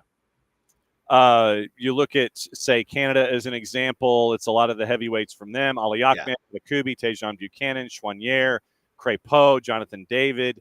Eustachio, who is getting to balance time with Porto, I believe. I don't know how that's going to work because, by the way, Turkey, who we play on Saturday, have a couple of guys who are also in a Club World Cup. I'm not entire. I'm curious how that's going to work because I don't. I know, and this is going to be. I will be intrigued. Alistair Johnson, Ismail Kone, Kyle Larin, Richie Larea, who just fell down again. Kamal Miller, Jaden Nelson, Oluwaseyi, Osorio. Canada looks like Saliba Schaffelberg, St. Clair, Waterman. Canada looks like the Michael Bradley assisted coaching staff for Canada. I haven't even asked you about that yet. It looks like Canada's coming in with the heavyweights with Jesse Marsh. And this is a problem because if you look at how they've assembled their squad, this is where I do think U.S. soccer deserves a lot of criticism because they have not prioritized the Gold Cup. Christian Pulisic hasn't played at a Gold Cup since 2019, right? None of our big guys have won a Gold Cup tournament, right? The last time we won, 2021, was Miles Robinson header, but that was not a group of guys that you would consider everyday starters. There are a couple guys in there, but most of those were not those types of players. And so that is the problem for the U.S. is that as a program, they have not prioritized the Gold Cup. Whereas, to be frank, Canada, Panama, they don't have the depth to prioritize or not prioritize. I mean, sure, Canada could not bring in their European guys and probably find some players who can supplement a roster perfectly okay. That is the blessing and curse that the U.S. has, is that I think one of the issues when you talk about team chemistry and team mentality is they know they can take a tournament off and it's not going to affect their standing. I mean, Christian Pulisic is still going to be the star. He's still the best player out there. Wes McKennie's still your best midfield option, even to an extent, Tim Weah, who I don't necessarily think has had the career trajectory we wanted him to. Yeah. Name a winger who's going to take his spot. Yeah. Whereas Canada has some depth, sure, and it's getting better, but they understand the weight that comes with playing and representing the national team, but also understand that if David, if Davies, if even Schaffelberg, right, aren't playing, aren't on the roster, what does that team look like? And I can't answer that very well. Same with Panama. Mexico, is able to rotate a little bit, but even then, not the same way that the U.S. does. And so I do think that when you look at the rest of the teams, they're here to win. And the U.S. seems to be, I'm not saying these guys aren't here to win, but as a program, they're not prioritizing this tournament because if they did, they would put out a better roster. It feels very much like Atlanta United and Garth Lagerwey telling me last year that they're going to try to go win the Open Cup and then play like 7 guys who have never played for the first team before. And it's like, so which one is it? I forgot to ask, what do you think about the Michael Bradley visit, the visitation for Michael Bradley? He's Canadian now, right? He moved to Toronto and stopped playing for the U.S. national team, so they can happen. I thought that was no. I mean, this is really good for him. Like, I think this was a no-duh thing is for him to get into coaching. Obviously, he has a pretty decent role model if he wants to go that route. And if Canada, I'm sure. I don't know where he lives now, but I'm sure he has a house close to where they've trained, so might as well if he's in the neighborhood. Yeah, I mean, just- that would that would be like Greg Garza all of a sudden becoming a U23 coach, or better, a Rob Valentino somehow managing a youth national team for the U.S. Where you're like, well, he was in the neighborhood, so might as well give him a call. I'm looking forward to seeing what Rob can do I think it's a great move for him to be quite honest. Women's U20 championship. The semis are later today. It is Mexico, Costa Rica at 11:30, USA and Canada at 12:30. And apparently we can watch that on some combination of the FSs, so we have to keep an eye out on that. John, I've been struggling the whole tournament because I'm like, it says it's on and then it's not on, and I'm like, all right, whatever. I'm just gonna watch it on Twitter, and they give me the updates, and especially the one against our first match was like 8-0, and I was like, oh, okay, good, we're doing all right. Yes, yes. Mexico, by the way, when they announced their roster for Gold Cup, Malagon Rangel and Memo Ochoa in net. On defense, Julian Araujo. Memo Ochoa, man. Hey, I mean, look, he's at AFS and selling tequila and getting paid. I mean, I think he kept AV. I think he kept AVS. What a life! I know. I think he kept AVS from getting relegated in Portugal this year. Yeah. Julian Araujo, Montes, Jesus Orozco from Cruz Azul, Johan Vasquez from Genoa, Gajardo from Toluca, midfield Edson Alvarez from West Ham. Carlos Rodriguez from Cruz Azul, Gilberto Mora from Xolos, Orbelín Pineda from AEK Athens, forwards Efrain Alvarez from Chivas, Alexis Vega, Alvarado, Santi Jimenez, Raúl Jimenez, Ángel Sepúlveda, and Julian Quiñones for Javier Aguirre. That's some heavyweights. Yeah, I mean, like, seriously, you got Santi and Raúl, the Jimenez, with slightly different spellings. Yes. That alone is problematic for any team that they're going to play. I mean, look, I if you're the U.S., you absolutely have to win your group, which should happen. But if you haven't looked at the pairings for the quarterfinal, John, USA in Group D, Mexico in Group A, the quarterfinal pairings are Groups A and D. So if you win, you play Group A runner-up, which presumably will be Costa Rica. If you lose, you're probably playing Mexico in a quarterfinal, most likely then in Glendale, Arizona, which not great. Now, John, you want to hear the fun part about this? Now, this is looking too far ahead. So what's the fun part? All right, so you know that the Continental Classico is the U.S. women versus Canada women on July 2nd, which, John, what historic day or day of importance is July 1? I believe that is a holiday for our friends in Mexico. Yeah, yes. Correct. Canada Day up in Canada, right? Yes. And then obviously a couple of days later is a pretty important holiday to us. Yeah. So that alone is going to be supercharged for the women's game. The men possibly could be meeting in a CONCACAF semifinal on July 2nd as well. And we could get a doubleheader of USA Canada because the semifinal we're paired with is the winner of Group B versus the runner-up of Group C. So that, John, yes, could be quite tasty. July 1. I'm sure every Patriot will be just super well behaved and very respectful. Absolutely, they will. July 1. As we saw during the Four Nations tournament. By the way, how'd Canada do in that World Cup of Hockey thing that they just did this past year? Oh, not well? They didn't win it? Dang, that sucks. The U.S. did.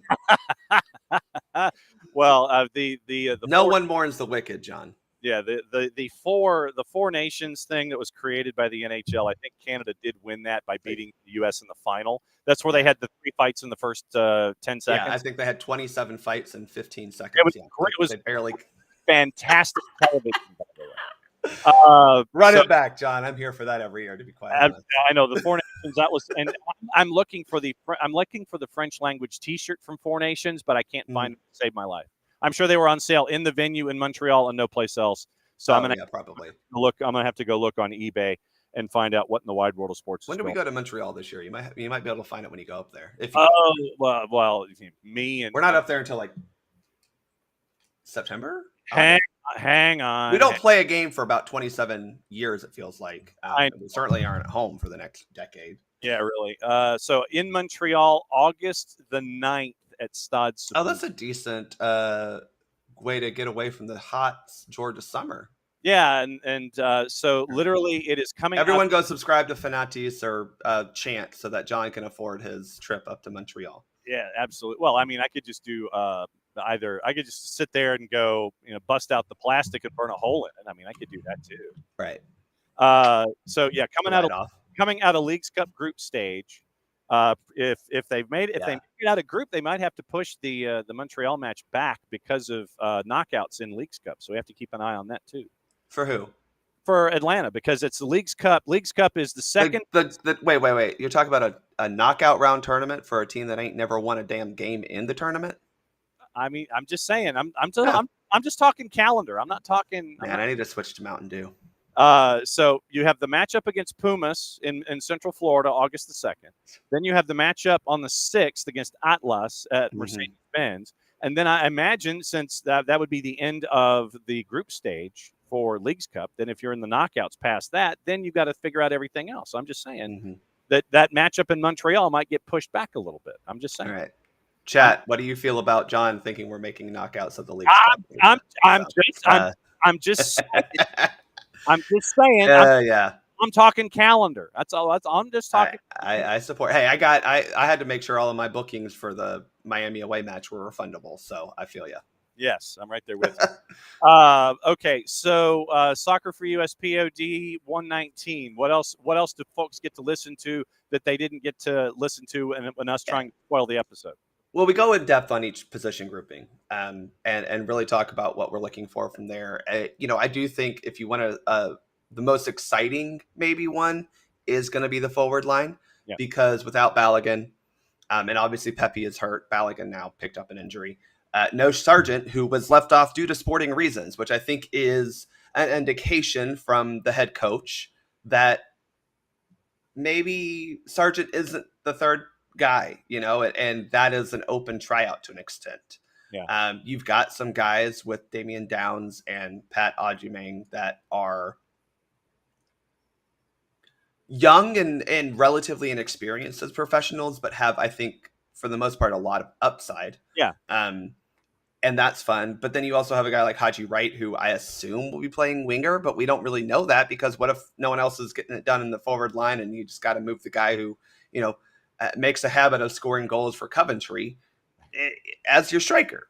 So that is going to be interesting, just because it's also been kind of the Achilles heel for the U.S. Now, I will say that under Pochettino, our strikers have scored more frequently, and non-Balogun strikers have scored more frequently, but not sure. But this is also the tournament that Jesus Ferreira dominated and couldn't get the job done outside of CONCACAF. So that's kind of the wet blanket, if you will, is going to be interesting to see what they can do.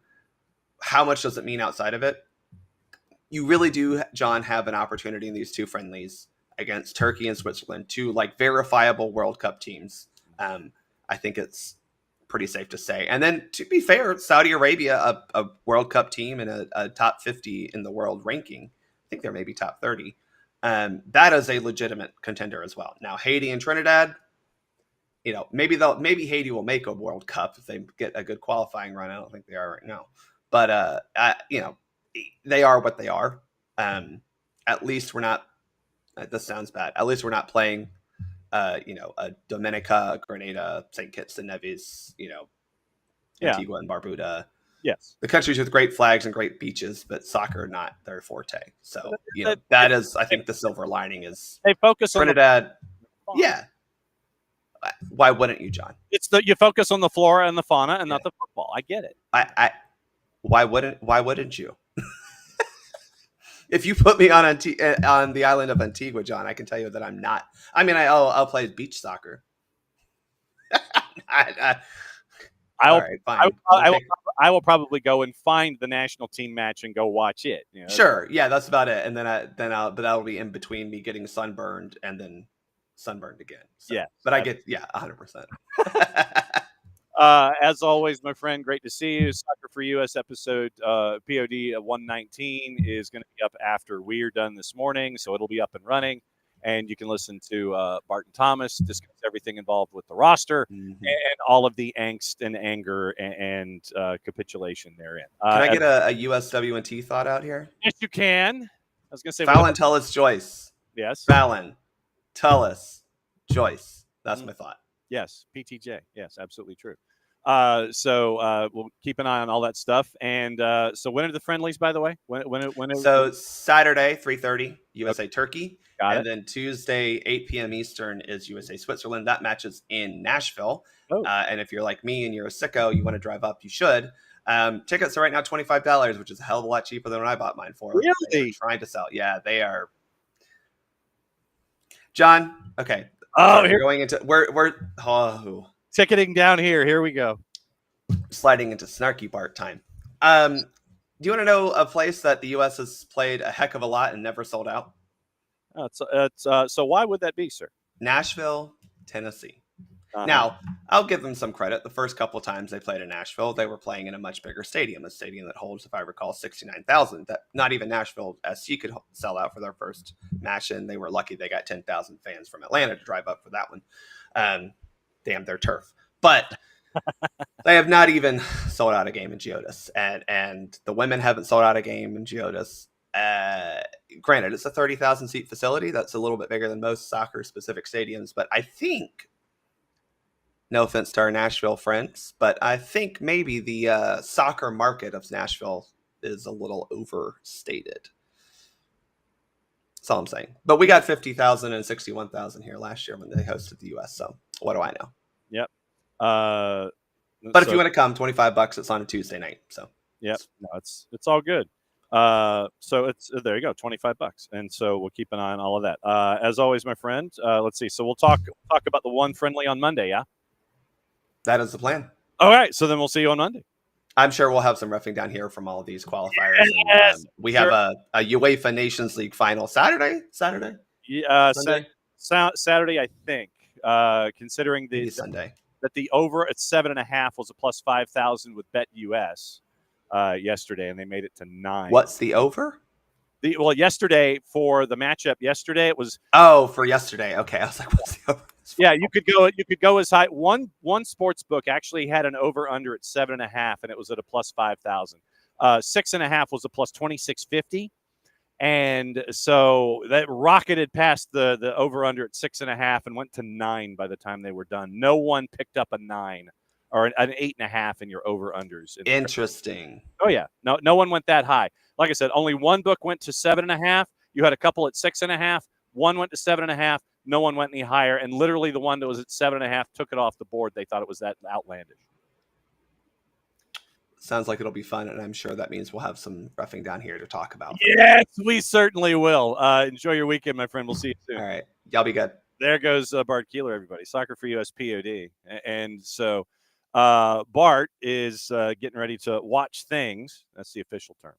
A couple of things that we need to get into. Ropes, we have not gotten into that particular topic of discussion.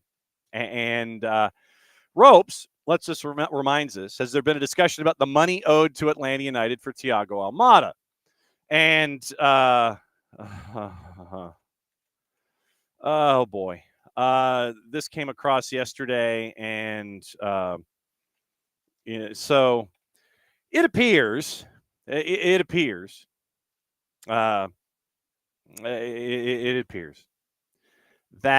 in addition to everything else, Lille, and we'll work backward here a second, from our friends at Get French Football News.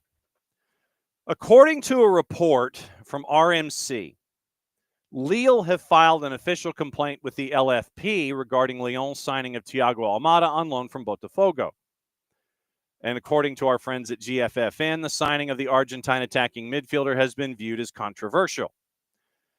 Legon are currently under a transfer embargo, which prevents them from signing players until their financial situation improves, meaning the team, not the player.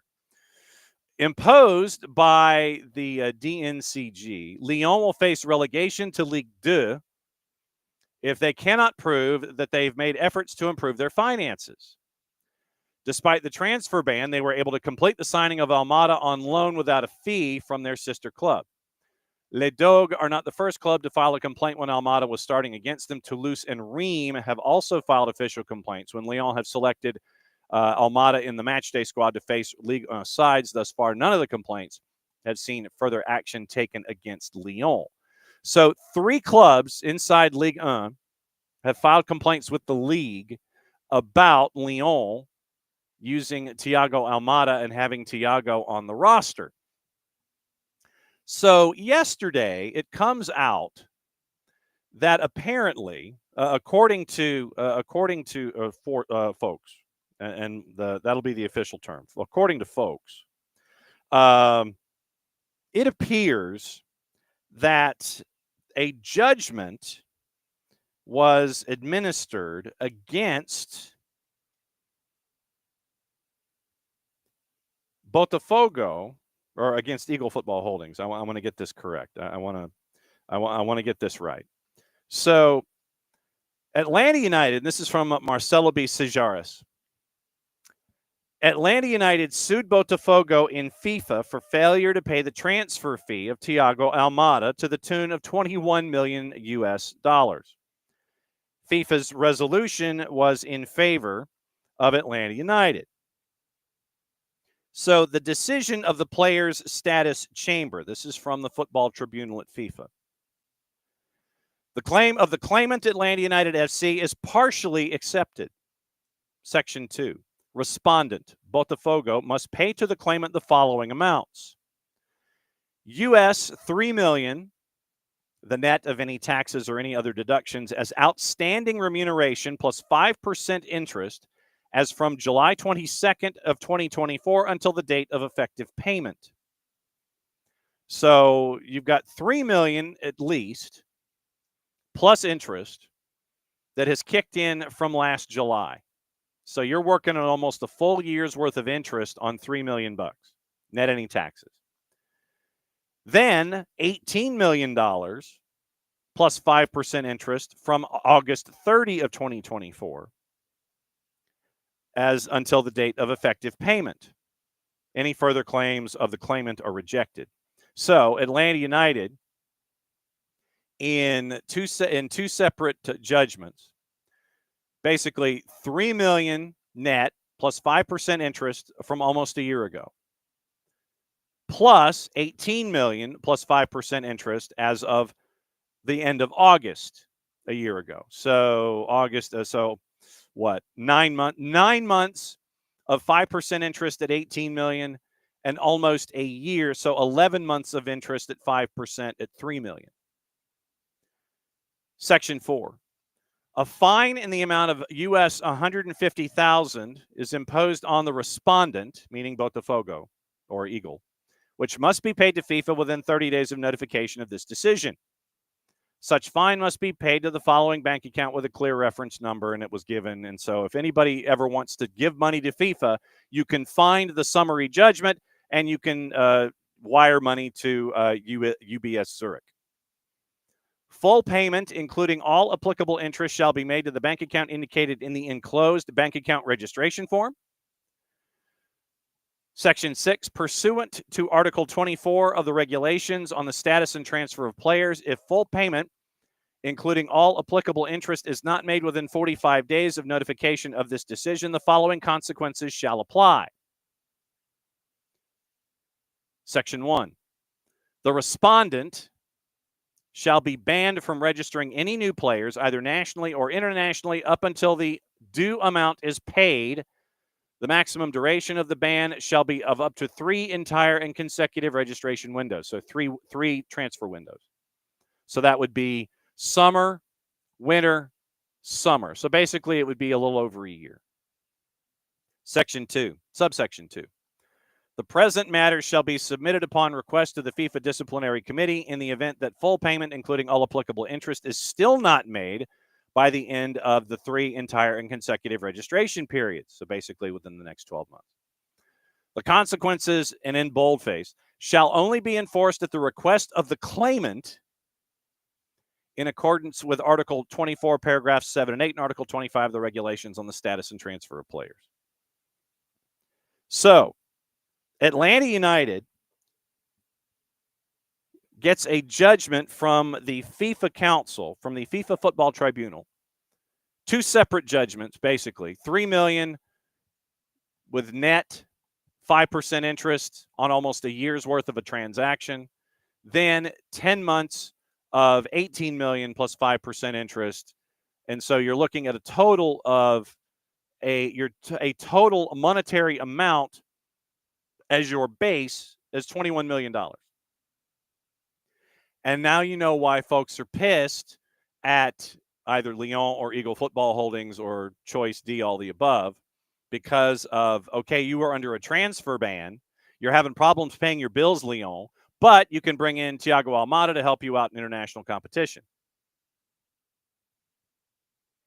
So that's the football tribunal from FIFA gave that as to what went down. So you got that going for you, which is nice. And ropes need to send the kneecappers over to get that money. Well, I mean, legit, because you're talking. I mean, this ain't chump change. And I would love to know, the legal wranglings in all of this. It's like who was the lawyer? What was it all done virtually? Did you have to show up in person? Did a lawyer have to show up in person? Did it have to be done in Switzerland? I'd love to know the LA law version of this. But literally, it's two separate judgments to Atlanta United. One for $3 million plus 5% interest on almost a year, and then $18 million at 5% interest on 10 months. And I think it's done per annum. I think it's done. It's listed as PO. I don't know if that's per annum or not, meaning for the year. But so you're looking at a base of two separate transactions adding to $21 million and 5% interest. Atlanta United gets a judgment in the affirmative on both of those. And so now you have Lyon, who is in European football. You have Crystal Palace, who is in European football. And you have John Textor trying to figure out, okay, what direction can I go here? I don't want either team to be penalized for European football because they've qualified for both. Both have qualified for European football.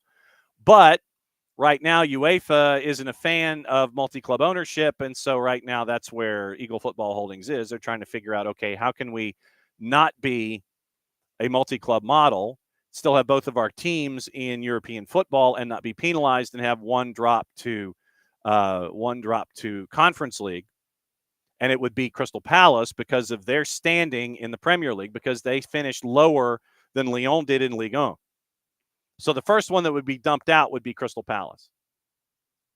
And so John Textor doesn't want that. So keep an eye on this from the legal perspective of everything. Keep an eye on that one when it comes to Crystal Palace and Eagle Football Holdings and UEFA and Lyon and the transfers. But Atlanta United, according to FIFA and the tribunal, two separate transactions adding up to $21 million plus 5% interest twice, once on $3 million, once on $18 million, both of them approaching a year in the judgment.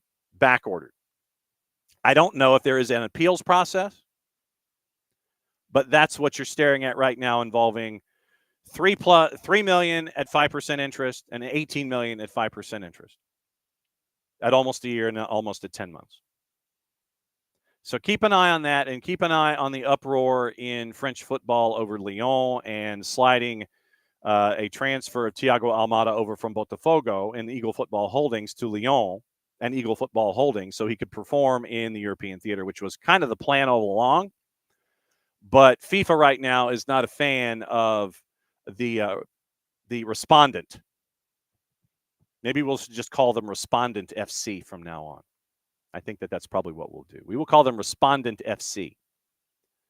Bam, to your point, in the Club World Cup, you'd love to see Auckland City score some goals, so would we. Auckland City, by the way, is set to practice about 2 hours north of us. And if we can figure out what the practice schedule is, I think we're going to go up and try and see if we can go and hang out at practice. So, we've kind of taken Auckland City under our wing as someone that we'd love to keep an eye on. Okay, so let's say hi to everybody who's in. Bam, good morning. Good morning, Ricky. Morning, David. Morning, Bart. So let's see. Morning, 4-card. Yeah, 4-card. Yeah, our MLS teams not learned yet. Teams have been doing it since the 80s. Yes, don't sleep on the Kiwis, Bam. Absolutely true. And Morning Ropes and Ricky. And Ricky, yes. Love the visuals from Uzbekistan and Jordan qualifying for their first World Cups. Yeah, and we'll probably be following them as well. All the minnows that come in. Uzbekistan and Jordan making their way into the tournament. Love that. First time ever for them. And so we'll keep an eye on all of that stuff. Just to let you know, DAZN and TNT and Univision have announced their match commentators for the Club World Cup, which kicks off in 8 days. Luke Weilman, Tony Husband, Andres Cantor, Kevin Egan, play-by-play. Analysts, Macca, Steve McManaman, Juan Pablo Angel, Dunny, Mo Adams, Connor Cody, and Brad Gazan. Top 2 to NA commentators, Daniel Nora, Ana Katie Hernandez, Mark Crosas, and Hugo Salcedo. CBS Sports has also secured English language U.S. rights to the expanded UEFA Women's Champions League for 25-26 for the following 4 seasons, streaming all 75 matches, select matches airing on CBS Sports Network and Golazo. Soccer on TV today, by the way, and maybe for a little bit on the weekend. Today it is TST, that's on the U, and it's also on the Plus. Fox Deportes has the Maurice Revello tournament, the U20, France and Mali at 11:30 on Fox Deportes. World Cup qualifying in CONCACAF, triple header on Fox Deportes. Antigua, Barbuda, Cuba at 3, Suriname, Puerto Rico at 6, Guatemala and the Dominican Republic is at 10. And Ricky with the public service, the CONCACAF is also available on YouTube. On the Plus, Hartford and North Carolina. How about North Carolina FC? 7:30 tonight, USL Championship. Fox Soccer Plus, Bulgaria, Cyprus at noon. Norway and Italy in World Cup qualifying is at 2:45. Veeks is very, very busy at 2:45 with a lot of European qualifying. Wales, Liechtenstein, North Macedonia, Belgium, Estonia, Israel, Czech Republic, Montenegro, Norway, Italy, Gibraltar, and Croatia. And they have 6 friendlies. Kosovo, Armenia, Luxembourg, Slovenia is at 1. I feel like the Animaniacs. Hungary, Sweden at 1:30. Scotland, Iceland, Poland, Moldova, Ireland, Senegal at 2:45. And Ricky's point, 7:30 tonight, Trinidad, Tobago, St. Kitts and Nevis, Curacao, St. Lucia, both at 7:30. Nicaragua, Guyana is at 10 o'clock. TST is on the U and bits and pieces today on the women's side. The U20 championship coming up at the bottom of the hour with the USA and Canada. Prime Video has the NWSL Friday Night Football, San Diego and Seattle. Golazo Network, NWSL at 7:30 on Paramount Plus, also Louisville and Utah. Tomorrow, you got World Cup qualifying starting bright and early in the morning on FS2, also Canadian Premier League. TNT has the USA-Turkey friendly at 3:30. They also have the Revello tournament on Fox Deportes. Goal TV, very, very busy day for our buddy Nino Torres in the Uruguayan Primera. Telemundo has the simulcast of USA and Turkey.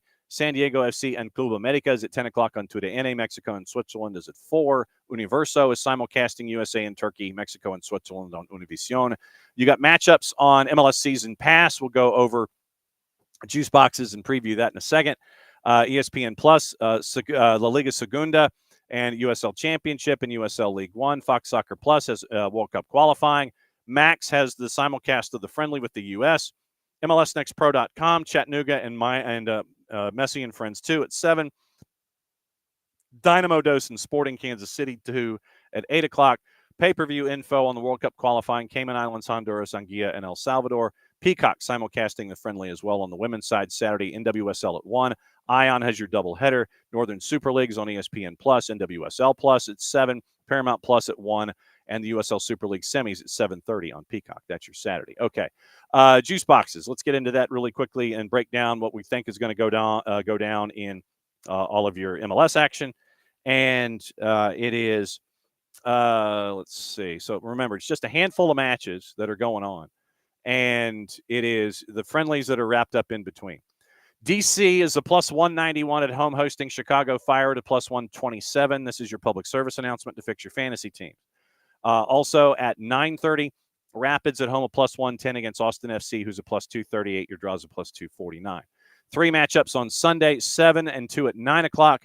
Portland hosting All Caps at a minus 133. St. Louis City is a plus 324. Your draws a plus 292. 2 9 o'clockers, LAFC and Sporting. LAFC is a minus 227. Sporting Kansas City a plus 519 in the composite. Draws a plus 373. Vancouver with right now a matchup at 9 o'clock Eastern time with 9 absences due to national team duty and the gastrointestinal distress. Keep an eye out on your socials. Vancouver's a plus 256 hosting Seattle, who's a plus 106, and your draw is a plus 239. early juice boxes have NYC at a -109 in a week's time, 6 days' time, with Atlanta United at a +273. Your draws a +260. So also, let's get into gossip, rumor, and innuendo before we get out of here. And we will continue to break everything down as we go. And I'm trying to see if there is anything that I might have missed. Nothing there, nothing there, nothing there, nothing there, and nothing there. Okay. Okay, so let's get into gossip, rumor, and innuendo before we get out of here. And we'll play the Friday whistle and get you ready for everything going on your weekend. Hope to see some of you up at NoFo. As many of you that would like to come up between 3 and 5 will be up there for that, to go along with the friendly tomorrow. Victor Gyökeres open to reuniting with Ruben Amorim. Tell me something that I don't already know. Arsenal have added Morgan Rogers and Igor Paschal, who plays for Feyenoord, to their list of targets this summer. Brentford have rejected the first bid for Brian Mbeumo. Looks like Brentford is looking now more for £60 million as opposed to the initial 50. Manchester United initially was looking at 45 plus 10, and now Brentford's looking for 60. Spurs are going to have to pay Ange Postecoglou £4 million in compensation if they decide to sack him. Manor Sullivan set for a second chance at Spurs, according to the three-letter paper, after impressing on a loan at Leeds last year. Dortmund's Jamie Gittins is a top summer target for Chelsea. Leverkusen's Erik ten Hag monitoring the situation surrounding Antony, who he brought to Old Trafford after working with him at Ajax. Al Hilal have offered Napoli $55 million plus 4 in add-ons for Victor Osimhen. Joao Palhinha, who struggled at Bayern Munich, says he wants to stay. Might leave if the situation doesn't look like it's going to improve. Arsenal interested in Rodrigo from Real Madrid, and Inter Milan defender Francesco Acerbi at 37, according to Florian Plettenberg and Sky Germany, may follow Simone Inzaghi to Al Hilal. It's been a fun week. The chaos that has been here, we got to talk through a lot of stuff. That's the official term.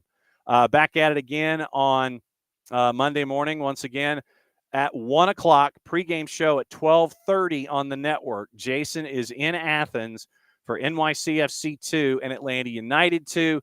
Pregame show, you'll hear from Moises Tablante. You'll hear from Steve Cook. We'll get you ready for the weekend when it comes to MLS Next Pro. Yes, and Spain and France are absolutely still scoring. For those of you, like I said, 7.5. One sports book had the over-under at 7.5 at a plus 5,000, and they pulled it. 6.5 was a plus 2650. A couple of other books had it at 6.5, 7.5. Like I said, BetUS had it at plus 7.5 at plus 5,000. Then they pulled it. You tell me. 9 goals total in the chaos in Spain and France. It was on the brown liquor yesterday, and so we've got that coming up this weekend as well. I'm trying to think if there's anything else that we. Oh, so yeah, 12:30 pregame, 1:03 kick. NYCFC 2, Atlanta United 2 from the Turner Complex in Athens. Jason will have the call for you there. Pregame show will get you set for the weekend in MLS Next Pro. NoFo Brewing tomorrow incoming from 3 to 5. We'll be there for the friendly and all the things that are attached to that. The Walsall jersey unveiling, and we'll have all of that for you there as well. Then we'll get you ready for everything going on this weekend. Back at it again on Monday. We'll be in a very truncated match week because of the matchup Thursday in the Bronx with Atlanta United and NYCFC. Obviously, we'll try to catch up with our friend Glenn Crooks and find out what the latest is with NYC and having to play on a quick turn in a week sense, not just in a week sense of having played the weekend before and then having to turn, but having to see who gets to race back for Atlanta United and try to figure out, okay, who's going to be in this lineup on Thursday the 12th? Who's going to be around? Hello, anybody? Is anybody going to be around? Hello? And Atlanta United's also owed $21 million plus 5% interest. So it's been a fun week. We're going to be down at the National Training Center for some stuff later this afternoon. And then also tonight, Drew Dickinson and I are going to have Atlanta Fire and Decatur FC on the WPSL website for you, in addition to it being on the National Soccer Network. And so that will be a kick at 7 o'clock. We'll be on maybe a couple of minutes before to give you starting lineups from Decatur High School. So big matchup in the Peachtree Division of the Southeast Conference. a lot of stuff going on earlier this week with Chattanooga FC and Decatur. Decatur goes up to Chattanooga, goes to Fort Finley, gets the big 2-1 win. Now they turn around, and they're going to play AFU tonight. We'll see what it is at the top of the division and see if AFU can cause some problems and cause some chaos and bring everybody back to the pack and turn it into just this massive humanity for the next 3 weeks when it comes to the remainder of the WPSL season, at least the regular season, as everybody gets geared up for the playoffs. All right, so that's another week here at SDH. Once again today, thanks to Maddie. Thanks to Greg Garza, who's hanging out in Toronto. Hopefully he's back inside away from all of the wildfire smoke coming from Manitoba. Thanks to Ozzy Alonso, who crashed the party, and that's never bad. Thanks to Bart Keeler, who came in as well to talk about the roster and get you ready for Soccer for US POD episode 119. For everybody here, thanks for dropping by, as always. And since it is Friday, that means one thing and one thing only. We got to get you out the door properly. And so here is that particular exit. Play it safe, everybody. Mucho platial. We'll catch up with you later today. Once again, the 2's at 12:30 on the network, soccerdownhere.mixler.com. Drew Dickinson and I have Decatur FC at 6 o'clock. We'll see you at NoFo Brewing tomorrow from 3 to 5, and then maybe in and around that, and we'll get you ready for yet another week here because it never stops. And we can't thank y'all enough for being a part of it with us. Play it safe, everybody. Mucho platial. End of the week. That means we get to do this.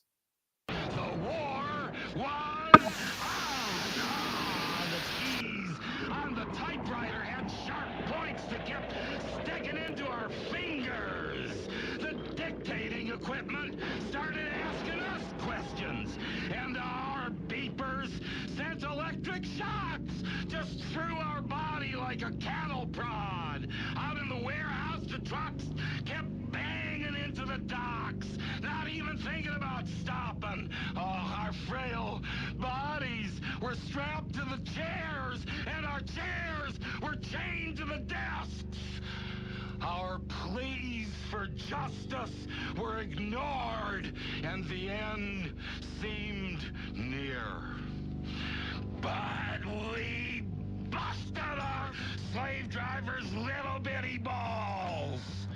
We've charged out of their brick fortress, the streets